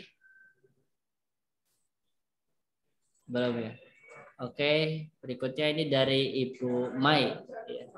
Assalamualaikum Mas, mau tanya tentang market sekitar. Jika sekitar tidak ada yang buka lahan kapling atau rumah asumsi saya daya beli masyarakat nggak menjangkau atau nggak ada karena rumah penduduk tanahnya lebar-lebar. Gimana menurut Mas Rahmat? Ya, jadi pas kita misalnya lokasi baru, memang yang kita jadi acuan pertama kan biasanya kompetitor. Itu paling gampang karena pas kompetitor bermain di angka itu dan itu terserap pasar, artinya kan pasarnya udah jelas nih ada gitu. Kita tinggal ngikutin pasarnya mereka selesai. Tapi ada yang teman-teman tuh mereka pede aja. Jadi mereka punya hitungan misalnya ya, kami harus jual di angka ini. Nah, kalau misalnya teman-teman bermain di kayak di tempat saya misalnya di Bangka Belitung itu tanahnya nggak sertifikat juga, mereka surat camat masih. Jadi pakai surat camat itu, dan masyarakat di sana udah biasa dengan pakai pola surat camat. Jadi mereka jual belinya surat camat dan lahannya dibikin besar-besar. Jadi lahannya minim-minim 150, 200 meter gitu kan, supaya mereka bisa melihat. Karena kan kita tetap ngasih value. Orang kalau misalnya beli dengan lahan apa adanya kan value-nya beda sama kita. Kita bikin misalnya jalannya, kita bikin salurannya bagus. Kalau misalnya perumahan kita bikin main gate-nya, ada pos satpamnya. Jadi itu dijadikan value. Nah dari situ monggo, ini Bu Mai ini ya, Bu Mai yang sekarang lagi di Solo ya. Apakah berada di Zoom kali ini Bu Mai? Iya Pak, di Solo. Oh iya, ya. Jadi gitu Bu Mai. Jadi kalau misalnya belum ada kompetitornya, silakan sih kalau misalnya teman-teman lihat memang layak karena kalau misalnya saya ya, kalau misalnya lahan-lahan kayak gitu, selama masih di bawah 300.000 per meter, saya akan masuk.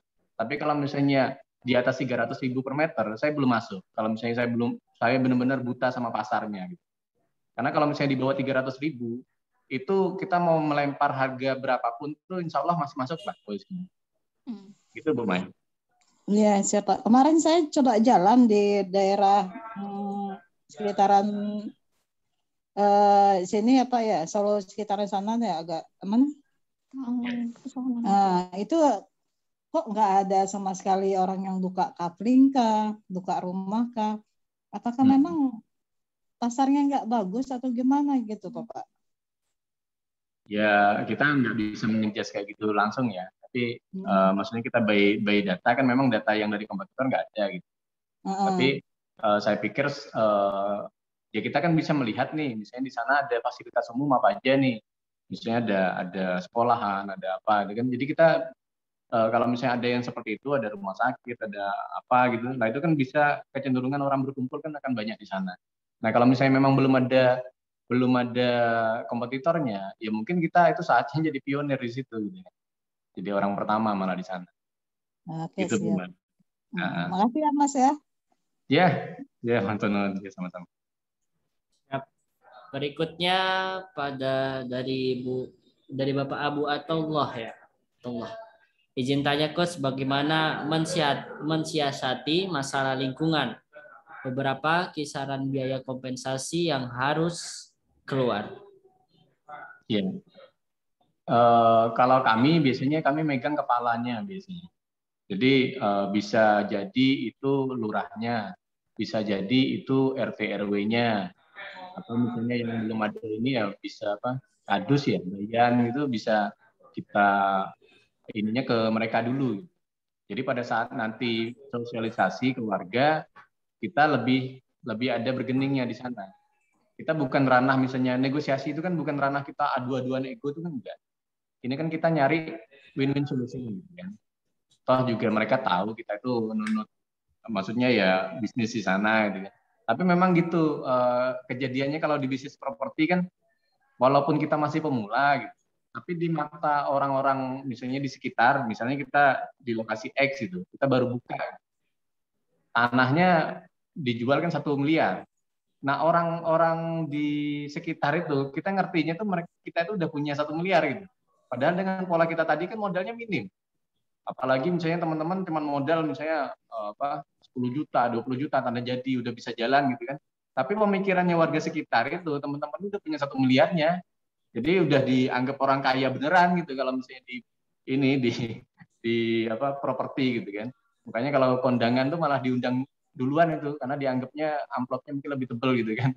Jadi itulah suka dukanya di teman-teman jadi developer. Sudah dianggap kaya duluan sebelum kaya beneran gitu.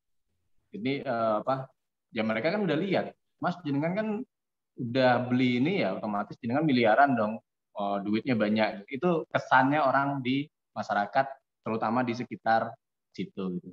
Jadi ranahnya tetap musyawarah, pegang kepalanya Pak. Orang-orang yang ya tokoh masyarakatnya lah. itu lebih ini bikin jenengan lebih nyaman nanti pada saat masuk ke penawaran jenengan untuk nego. Gitu mungkin, Pak. Oke, berikutnya dari ya Pak Lukman mau bertanya ya. Kalau nggak ada yang tanya, saya nanya deh. Masih banyak ini, tapi silakan Pak Lukman. Assalamualaikum Mas Rahmat. Waalaikumsalam. Mas Rahmat, saya beli lahan itu di daerah Bandung ya. Di daerah Bandung itu di komplek itu kapling komplek pada tahun 2012. Kemudian di tahun 2020 itu ada perubahan di status tanahnya itu orang. Dahulu bukan tanah resapan, tapi tahun 2020 itu dijadikan oleh pemerintah daerah tanah serapan gitu ya. Nah di tahun 2012 itu tanah itu saya udah kapling-kaplingkan, Pak. Saya kapling-kaplingkan, pecah surat, dan saya sudah buat IMB-nya. Sudah buat IMB-nya. Nah di 2019 itu sebagian sudah kita bangun, dan sampai saat ini terus kita bangun, Pak. Nah, yang saya tanyakan, dari pihak bank pemerintah maupun bank swasta itu, mereka apakah tidak mengetahui status tanah keberadaan tanah saya itu? Karena dari perubahan daerah resapan, tidak resapan menjadi resapan gitu ya. Secara legalitas memang saya punya itu, Pak, IMB gitu, Pak, IMB yang diberikan oleh Kadus kepala dusun itu di tahun 2012. Sudah sertifikat atau belum, Pak? Sudah, Pak. Saya sudah pecah sertifikat, saya sudah pecah IMB. Tapi di tahun 2020 itu ada perubahan, tanah itu menjadi resapan, artinya kan tidak boleh dibangun lagi atau boleh dibangun atau tidak bisa dikeluarkan IMB. Nah, yang saya tanyakan mungkin secara moral atau secara apa ini gitu, Pak ya? Apakah ini usaha yang saya lakukan itu dan terus membangun bertentangan dengan apa namanya azas moral atau azas apa itu, Pak? Ya, itu aja saya mungkin perlu diskusi, Pak. Terima kasih, Pak. Jadi kan hukum itu nggak berlaku mundur ya, Pak ya. Jadi kalau misalnya pada saat jenengan misalnya Pak Lukman bikin perumahan 2012 dan itu tidak menyalahi aturan pemecahan IMB sudah dijalankan, ya pas misalnya mereka ada perubahan nggak berlaku mundur, nggak apa-apa. Jadi pernah kejadian dulu di sini. Jadi di lokasi kami ini ada peraturan, Pak. Ada peraturan itu 120 meter harus 120 per kaplingnya. Itu 2011 mungkin kalau nggak salah. Nah sebelum itu boleh kecil-kecil boleh. Makanya saya tanyakan, Bapak maksudnya pemecahannya, perizinannya kapan? Nah kalau misalnya memang perizinannya memang dari 2012 nggak masalah, Pak. Nah banyak teman-teman yang melalaikan untuk perizinan, mereka misalnya 2012 misalnya ya mereka akuisisi lahan, tapi belum dilakukan pemecahan atau ngurus perizinan. Nah itu bermasalah memang. Artinya secara fisik mungkin jenengan udah dipatok-patok, tapi secara surat belum. Nah itu salah. Tapi kalau yang di sini enggak lagi, Pak. Jenengan artinya sudah benar, karena ya kalau misalnya itu berubah-berubah, tetap ya kan setiap 5 tahun sekali itu tetap ada perubahan, Pak. Itu yang normalnya ya. Kecuali ada bahasa kebijakan itu bisa jadi mungkin ada perubahan di tertentu wilayah aja, misalnya ada beberapa dulu nggak masuk wilayahnya Semarang, sekarang diambil sama Semarang, itu bisa jadi yang seperti itu juga.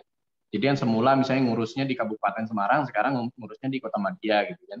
Nah itu banyak hal yang terjadi di situ. Tapi kalau yang tadi itu ya saya pikir memang nggak ada yang salah di situ, karena Bapak udah menjalankan sesuai dengan pegangan peraturan di saat itu gitu loh, Pak Lukman.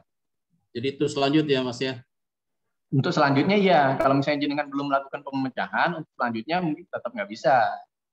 Tapi kalau yang sebelum-sebelumnya, jadi yang udah melakukan pemecahan, enggak masalah. Kalau kita tarik mundur gimana tuh Mas? Oh, nggak bisa. Kebetulan si kadusnya mau lagi Mas. Udah kasus beda. Jadi dengan ngikutin yang peraturan yang sekarang. Gitu. Yeah. Thank you Mas. Ya, makasih. Ya, dibikin ini aja Pak, property tourism itu kan bisa juga. Maksudnya sekarang kan orang lebih senang yang penting bisa spot foto segala macam. Iya, kan di Bandung sekarang ramai perlu harus properti itu harus rumah, harus coupling itu nggak perlu harus itu. Kalau tanahnya memang resapan ya sesuai peruntukannya aja dibikinnya. Oke. Gitu. Thank you Mas ya. Makasih. Ya, sama-sama Pak Lukman. Siap. Berikutnya ini dari Pak Abdurrahim ya. Kerjasama KPR dengan BSI apakah masuk riba? Apa? Kerjasama KPR dengan BSI apakah masuk riba? Ya mungkin bidang Ustadz Firly ya. Ya nanti sama Ustadz Firly ya kalau itu ya. Ya, kalau kita sih ini jadi apa? Kalau saya sih mengasih pemahaman tentang maksudnya kita hindari riba, hindari yang misalnya dalam ranah kehati-hatian ya. Kalau saya lebih ke arah situ. Jadi kalau misalnya teman-teman ini ada keraguan-keraguan, hindari aja dulu. Nah, selagi teman-teman nanti misalnya mencari guru segala macam itu ya. Kalau saya sih lebih kayak gitu. Jadi kalau misalnya saya ini ragu, saya nggak pakai itu aja. Tapi itu saya kembalikan ke teman-teman nanti. Kalau untuk yang itu ya. Karena di antara kita kan sudah sepakat riba itu nggak boleh gitu kan. Tapi yang ini termasuk nggak ya riba, yang ini termasuk nggak ya riba. Nah itu nanti monggo jangan bisa pelajari lebih lanjut. Di Bisaro ini salah satu. Waduh. Hubungi admin Bisaro ya. Oke, sebelum masuk ke pertanyaan berikutnya, barangkali dari Coach Alfian Renda mau menyampaikan sesuatu. Coach Alfian Renda. Siap, Mas Nur. Ini mohon maaf ya, kameranya matikan ya. Ya, siap. Ada info aja buat teman-teman. Insya Allah besok di akhir Oktober ini akan ada event ya. Itu eventnya saya bareng Ustadz Firly, bareng Coach Wildan itu lagi mau merancang modul namanya membangun pasukan penjualan yang sesuai dengan syariah. Nah intinya sih nanti bagaimana sih kita bangun tim penjualan yang mana sebenarnya kalau di bisnis properti ini kan kuncinya adalah termasuk salah satunya di penjualan. Nanti Mas Nur bisa nambahin Mas Nur untuk infonya gitu. Silakan teman-teman yang mau join silakan aja di hubungi nomor admin itu. Ya, baik. Ya, saya melanjutkan informasi dari Coach Alfian Renda ya. Ya, alhamdulillah ini sudah sekian banyaknya ya Bisaro.id bekerja sama dengan Flipro atau Fatih Institute ya, di mana CEO-nya itu yaitu Coach Muhammad Wildan ya. Nah, jadi di agenda besok itu nanti ada 3 pemateri spesial ya, Coach Alfian Renda sendiri, Ustadz Firly dan juga Coach Muhammad Wildan. Nah, itu mulai di tanggal 27 sampai 28 Oktober 2021. Ya, Rabu sampai Kamis. Nah, terus materinya apa saja sih yang sebenarnya kita dapatkan ketika kita nanti ikut kelas tersebut? Nah, ini materinya. Kalau dari bagian Ustadz Firly Ferdiansyah itu membangun marketing dengan reseller, ya. Yang kedua membangun marketing dengan maklar atau dropshipper. Yang ketiga membangun marketing dengan kerjasama atau syirka. Nah itu materi dari Coach Ustadz Firly. Kalau dari Coach Alfian Renda itu akan membahas tentang merancang konten Instagram, Facebook, YouTube Market, ya itu untuk pasukan jualan. Yang kedua merancang konten atau senjata closing untuk pasukan penjualan. Nah yang ketiga ya dari Coach Muhammad Wildan itu akan membahas membangun pasukan dahsyat agar omset melesat. Ya, yang kedua membangun pasukan jadi militan, dan yang ketiga tips dan trik buat pasukan marketing dan penjualan yang militan. Bentar ya. Ini di-mute dulu suaranya. Nggak bisa pula. Mbak Habita Subik. Oke, terima kasih.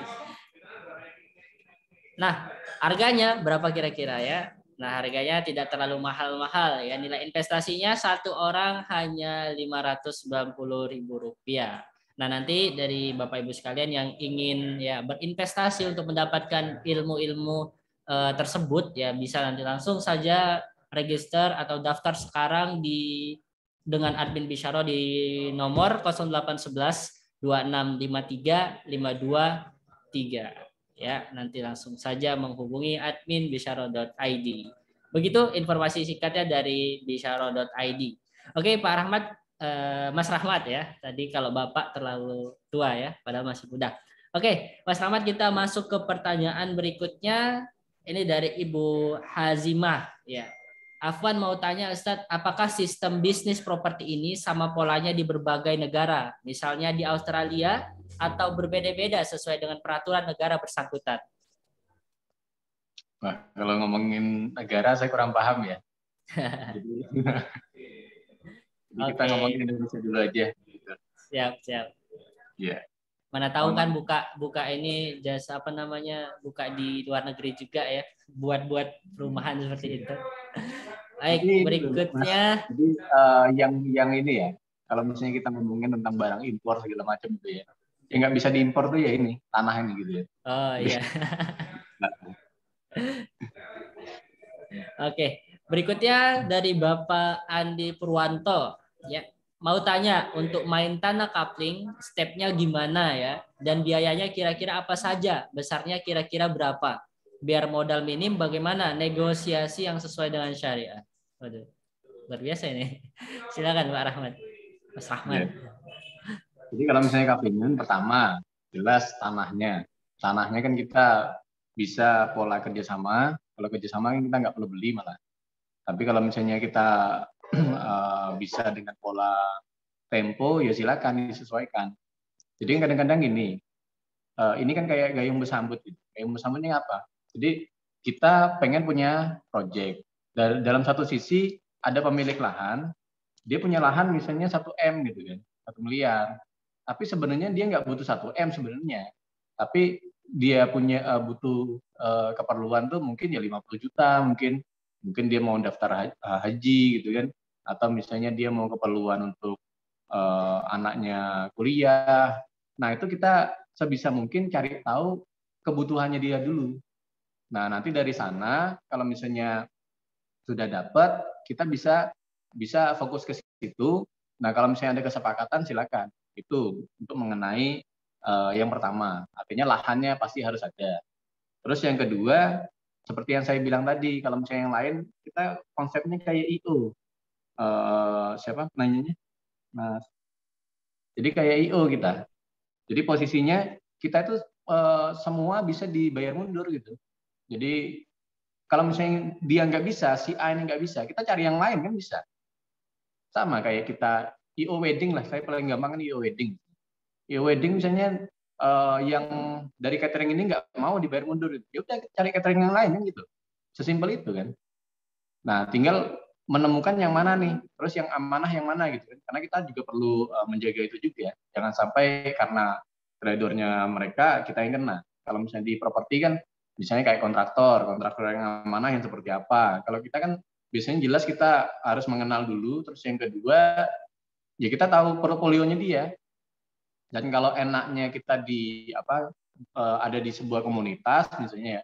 Nah, itu kan kita bisa saling silang ini ya, informasi gitu. Jadi pakai ini kemarin si A gimana nih? Bagus nggak kerjaannya? Bagus, ya udah jalanin gitu kan. Jadi kayak gitu. Dan mereka kadang-kadang kalau udah langganan sama kita ya udah nanti bayarnya belakang boleh. Itu juga bisa. Ya tentunya ini ya, walaupun bisa dibayar belakang, jangan sampai teman-teman itu nekat-nekatan gitu. Nanti kasihan juga sama mereka. Banyak kejadian developer itu ya mungkin awalnya nggak nakal, tapi karena satu kejadian itu mereka misalnya gagal maksudnya penjualan nggak bagus, broker ininya nggak dibayar, kontraktornya nggak dibayar, notarisnya nggak dibayar, itu banyak tuh. Jadi karena teman-teman udah tahu ilmunya, jangan sampai kejadian nekatnya seperti itu. Jadi harus cerdas juga dalam berbisnis gitu ya. Gitu, Mas.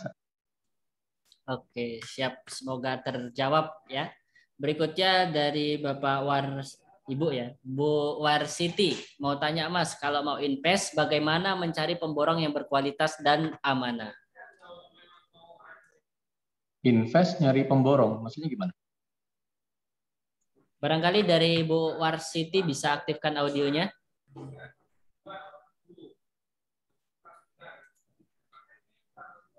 Ibu. Assalamualaikum, Mas. Ya, waalaikumsalam. Bu siapa Bu? Warsiti. Bu Siti. Warsiti. Warsiti. Oh iya. Gimana Bu? Kita baru mau rencana main properti sebenarnya, cuman udah mau punya desain, punya modal gitu istilahnya. Atau udah punya lahan dan plan istilah gitu ya. Cuman untuk awal stepnya untuk otomatis kan kita perlu ngebangun gitu kan. Cuman karena saya di Australia, jadi rencananya kita mau ke Indonesia gitu untuk do it seriously gitu maksudnya. Cuman karena kita nggak di komunitas tersebut gitu, dia kan masih kurang maksudnya kurang kontak, kita nggak tahu gitu kan yang mana yang jadi sebenarnya butuh developer apa butuh pemborong yang untuk membangun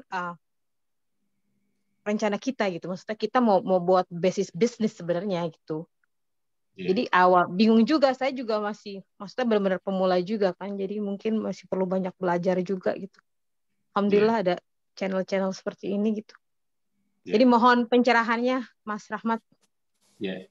Jadi gini Bu Warsiti ya, jadi kita kalau misalnya ranahnya Ibu mau jadi developernya, mungkin benar Ibu misalnya butuh pemborong.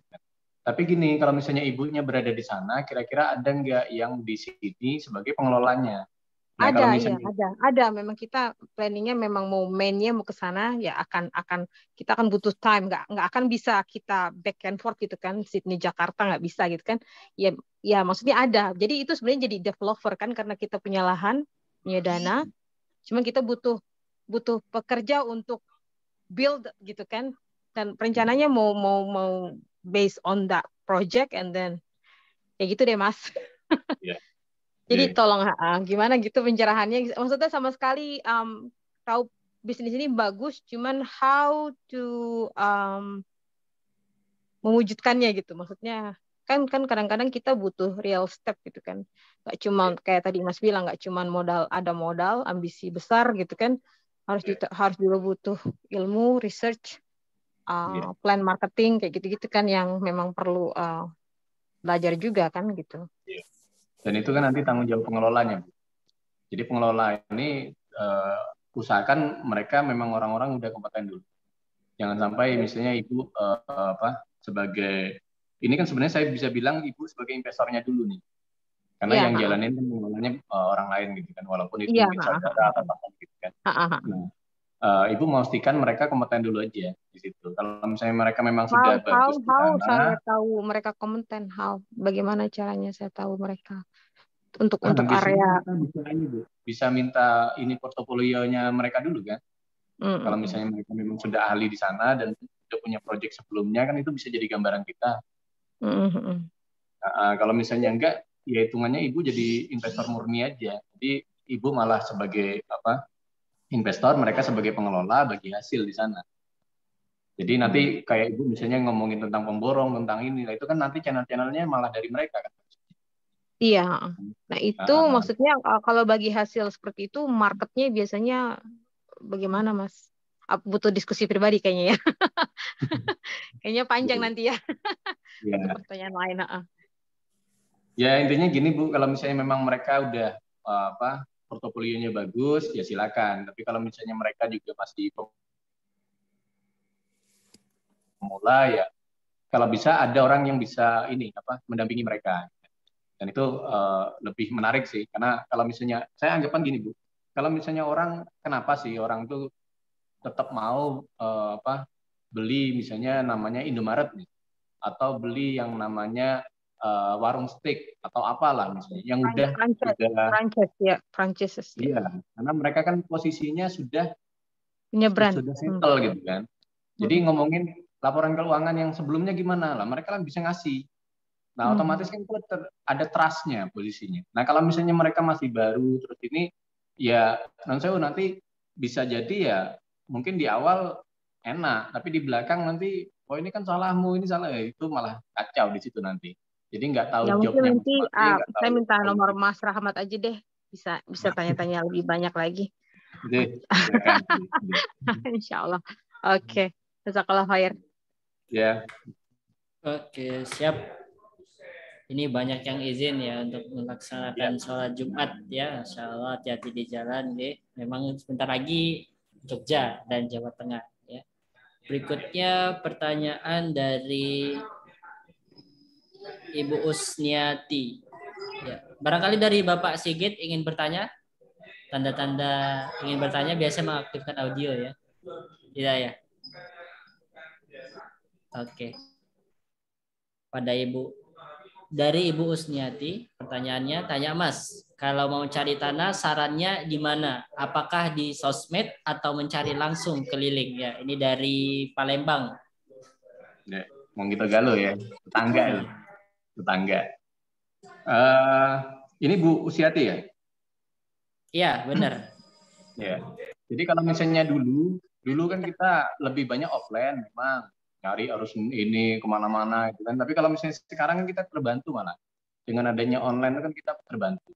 Informasi itu luar biasa lah, maksudnya teman-teman bisa dapat dari mana aja itu, dari marketplace, dari postingan teman-teman, dari grup itu kan bisa, dari WA itu memudahkan. Terus kalau misalnya makelar sekarang juga kan nanti dia bisa ini, oh nanti share lognya di sini gitu. Kita biasanya lihat dulu, oh dan kalau misalnya kita udah menguasai pasarnya lebih enak biasanya.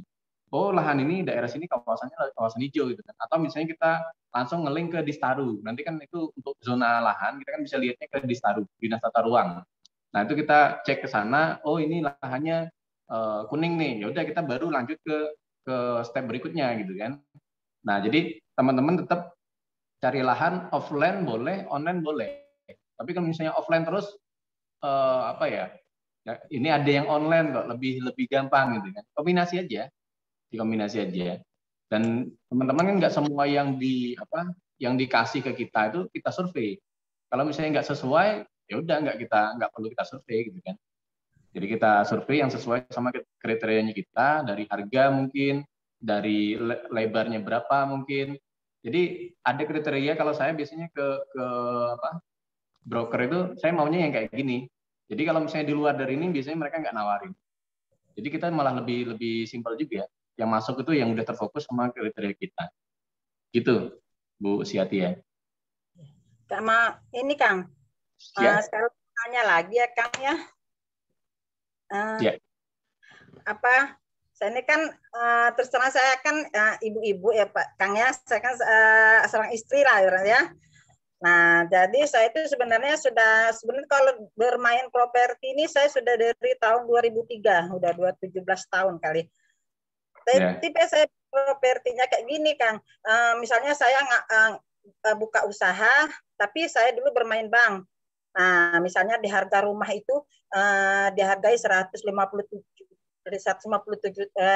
juta dulu dibeli sama bank.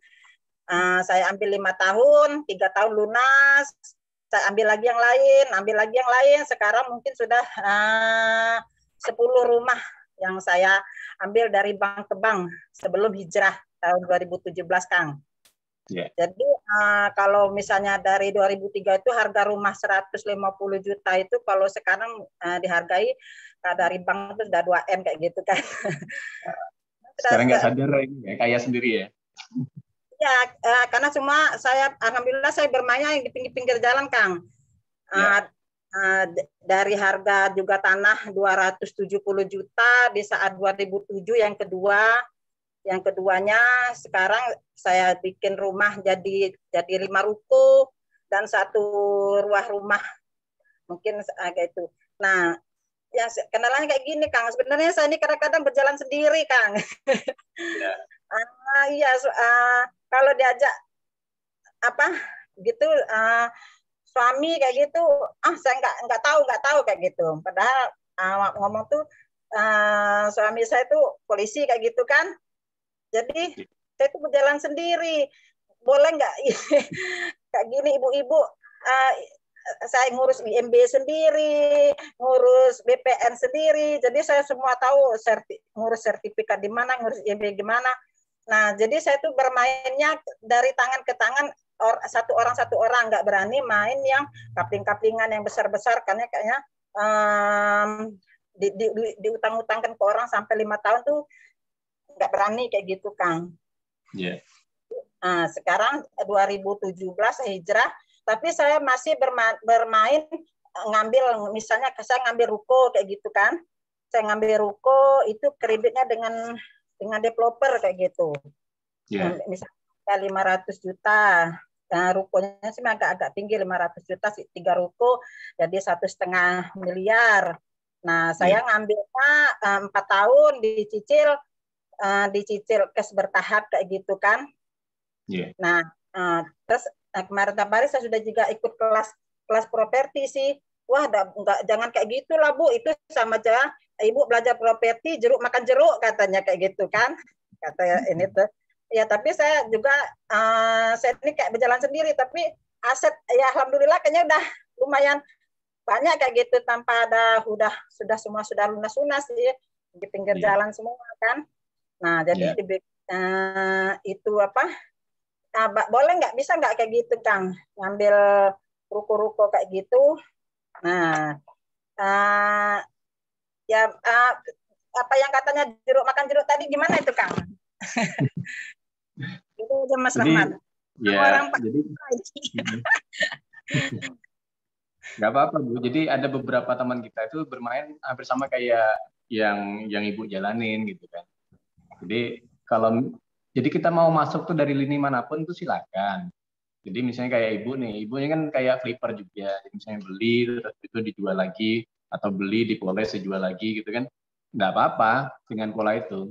Nah, tinggal ibu mau men-scale up bisnisnya atau enggak. Jadi kalau misalnya scale up tuh maksudnya gini, Bu.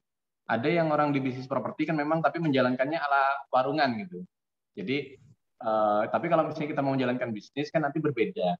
Kita nanti di situ ada kantor, di situ ada SDM, di situ ada macam-macam lah. Jadi perhitungannya bukan ala warungan lagi. Tapi ala warungan bisa nggak? Ya bisa juga. Yang sekarang misalnya yang Ibu jalanin, ada duitnya nggak? Ya ada juga, sama juga. Jadi kalau misalnya kami kan memang kami menempatkan diri sebagai developer, dan kita mau bisnis kita ada di mana-mana, dan bisa relasi kita bisa dari mana-mana juga gitu kan. Nah itu Ibu silakan, nanti kan itu jadi PR. Dan kalau misalnya saya menyarankan memang tidak sendirian, Bu. Kalau saya ada partnernya, saya sama Mas Lukman, dulu kita sendiri-sendiri, kita bangun perumahan sendiri-sendiri, tapi ada kalanya kita butuh teman diskusi gitu. Nah butuh teman diskusi, makanya saya bikin top line ini, Bu. Top line ini saya berdiri top line-nya 2018. Sebelumnya saya sendiri-sendiri itu, sebelumnya. Nah di sana saya ya. Pengen gitu, Kang, ya. Pengen teman ada yang benar-benar ngajarin kayak gitu. Kemarin juga sudah ngomong dengan Kang Bidan, jadi maksud saya itu kalau saya kantor itu saya siap kantor. Ada ruko-ruko saya yang ada kosong-kosong itu di tengah kota bisa dibuat kantor kayak gitu kan. Nah, jadi Ibu kan udah jadi suhu nih, Bu, dan lebih dari saya. Saya itu baru 2012 mulainya. Ibu sebelum saya itu. Jadi harusnya lebih bisa dari kita gitu kan. Tapi itulah tadi nggak ada teman itu, Pak. Suami kalau diajak nggak tahu. Malah dulu kalau waktu Ibu masih hidup itu sama ibu saya, ayo Lami kataku. Nah, tapi kayak gini juga nanti malah kadang-kadang saya beli ruko diam-diam ntar. Saya beli ruko pas pengetahuan suami, tahu-tahu nanti udah ada, tapi suami nggak ribut. Saya nggak mau. Saya juga nggak minta dari dia. Jadi saya sebenarnya usahanya klinik bersalin, alhamdulillah usaha saya banyak yang maju. Jadi ini usahanya sendiri-sendiri. Suami usaha angkatan ini, sama dia bisnisnya sawit kayak gitu. Jadi kami itu duit istri ya, Bu ya. Hah? Duit istri ya. Kan nggak saling ganggu, duitnya masing-masing. Nggak saling tanya duitnya. Lucu juga kita. Nanti ini aja, Bu. Biar ketemu sama partnernya gitu. Biar lebih bagus. Iya, Pak Ahmad. Pengen ada Mungkin bisa di share apa Mas Rahmat, nomor Mas Rahmat biar nanti dari Bapak Ibu sekalian bisa kontak ke Mas Rahmat langsung. Ya, di slide tadi Bu, slide tadi Mas, yang Oh slide iya. belakangan ada nomor HP saya. Oke, kalau slide nanti boleh dikirim ke peserta ya, Mas Rahmat. Boleh, Nah, silakan. jadi nanti barangkali Bapak Ibu sekalian yang ingin mendapatkan slide-nya ya bisa menghubungi admin bisyara.id, ya nanti akan diberikan di situ juga tertera ya nomor Mas Rahmat Kurniadi. Baik, ini sudah hampir jam 11 ya, 2 menit lagi ya, barangkali dari Mas Rahmat sendiri memberikan closing statement ya untuk kegiatan kita pada pagi hari ini. Ya. Jadi alhamdulillah maksudnya kita hari ini sudah ini ya bisa diskusi. Intinya lebih dari sebuah cuman kita ngomongin tentang bisnis ya, ada sebuah perjuangannya juga ya untuk ini kalau misalnya kita tagline ini Bu. Jadi tanah untuk anak negeri gitu kan. Jadi sebagai anak negeri kita bisa lihat kondisi apa banyak saudara kita yang nggak bisa punya rumah gitu kan, nggak bisa punya tanah gitu kan. Nah kita bisa ngasih solusi bagi mereka. Mereka bisa jadi sekedar konsumen, tapi kita kasih arahan. Karena dulu itu kan orang tua kita tuh nggak ada tuh misalnya kita ngomongin tentang apa harus KPR, harus ini tuh nggak ada tuh. Mereka beli udah sebisanya, beli tanah gitu kan. Habis beli tanah, bangun dulu orang tua saya tuh saya masih ingat itu. Beli tanahnya dulu waktu itu masih ngontrak ya. Habis itu bangun cuma 1 meter tuh ininya betonnya. Habis itu ke atas itu bangun ini pakai papan itu loh. Tapi ujung-ujungnya alhamdulillah sekarang rumahnya udah diperbaiki lagi gitu kan. Nah, itu salah satu yang solusi yang masa lalu, tapi sekarang tuh banyak orang yang wah harus jadi rumah langsung, alergi sama ngontrak dulu ya, itu jangan. Jadi itu perjuangan bagi teman-teman yang belum punya rumah. Tapi kalau misalnya yang sudah punya rumah, mulai yuk kita mempelajari bisnis properti itu seperti apa. Nah, kita yang sudah tahu misalnya bisa dimulai modal minim lah atau ini, yuk kita jalankan tapi sesuaikan dengan kecakapan bisnis kita. Jadi udah tahu ilmunya alhamdulillah. Habis itu pas penerapannya jangan cuma sekedar modal nekat aja. Perlu pelajari dulu, punya komunitasnya, jalin silaturahmi ke banyak orang gitu kan, itu sangat membantu. Dan yang pelajari fikih muamalahnya. Karena banyak yang terjebak di sana, mereka nggak tahu ini salah, harusnya nggak boleh seperti ini. Alhamdulillah sekarang kan bisa mulai dibenahi. Mungkin itu Mas Nudianto ya dari saya.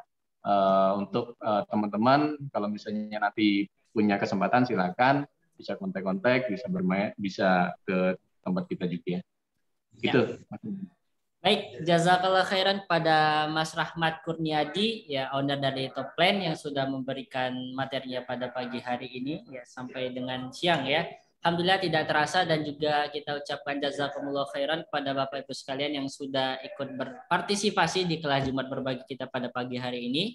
Dan tentunya kita memohon maaf yang sebesar-besarnya karena masih banyak pertanyaan yang belum terjawab ya. Nah, itu sudah ada nomor Mas Rahmat, jadi bisa dihubungi langsung nanti ya untuk berbicara lebih lanjut terkait materi hari ini atau yang lain-lainnya. Ya, dan sekali lagi kita infokan ya, nanti jika Bapak Ibu sekalian baru ketinggalan materi pada pagi hari ini bisa dilihat di channel YouTube bisyara.id, jangan lupa di subscribe dan juga diikutin akun-akun media sosial kita ya. Baik, usai sudah pertemuan kita pada pagi hari ini ya, saksikan terus dan tetap stay ya di grup bisyara.id. Insyaallah di setiap Jumat pagi kita akan terus mengadakan kelas-kelas yang seperti ini dan juga kelas ke kelas yang mungkin membahas pembahasan yang lain ya, terutama dalam fikih muamalah, business improvement maupun branding and marketing. Ya, sekali lagi kami ucapkan banyak-banyak terima kasih kepada Mas Rahmat Kurniadi ya yang sudah memberikan tenaga, ilmu dan pikirannya ya. Semoga beliau diberikan oleh Allah Subhanahu wa taala kesehatan dan dipermudah rezekinya dan dibesarkan lagi bisnisnya ya, agar bisa dikenal banyak orang dan juga bermanfaat untuk umat. Demikian Bapak Ibu sekalian, mari kita sudahi pertemuan kita pada pagi hari ini dengan hamdalah bersama-sama. Alhamdulillahirabbil alamin. Dan kita sempurnakan dengan doa kafaratul majelis. Subhanakallah wa bihamdika asyhadu an la ilaha illa anta astaghfiruka wa atubu ilaik. Kami dari bisyara.id mohon maaf yang sebesar-besarnya jika masih banyak kekurangan. Assalamualaikum warahmatullahi wabarakatuh. Sampai ketemu kembali. Waalaikumsalam warahmatullahi wabarakatuh. Jazakallah khair Coach Bisyara. Barakallahu Ya. fiik. Sama-sama. Izin pamit. Siap. Terima kasih kepada Bapak Ibu sekalian yang sudah ikut berpartisipasi. Ya, Bapak Safa dan anak beliau. Terima kasih sudah hadir. Dan juga tim-tim dari Top Plan. Ya, Ibu Dian, terima kasih. Bapak Abdurrahim. Bapak Popi. Ibu Usniati, terima kasih banyak. Ya.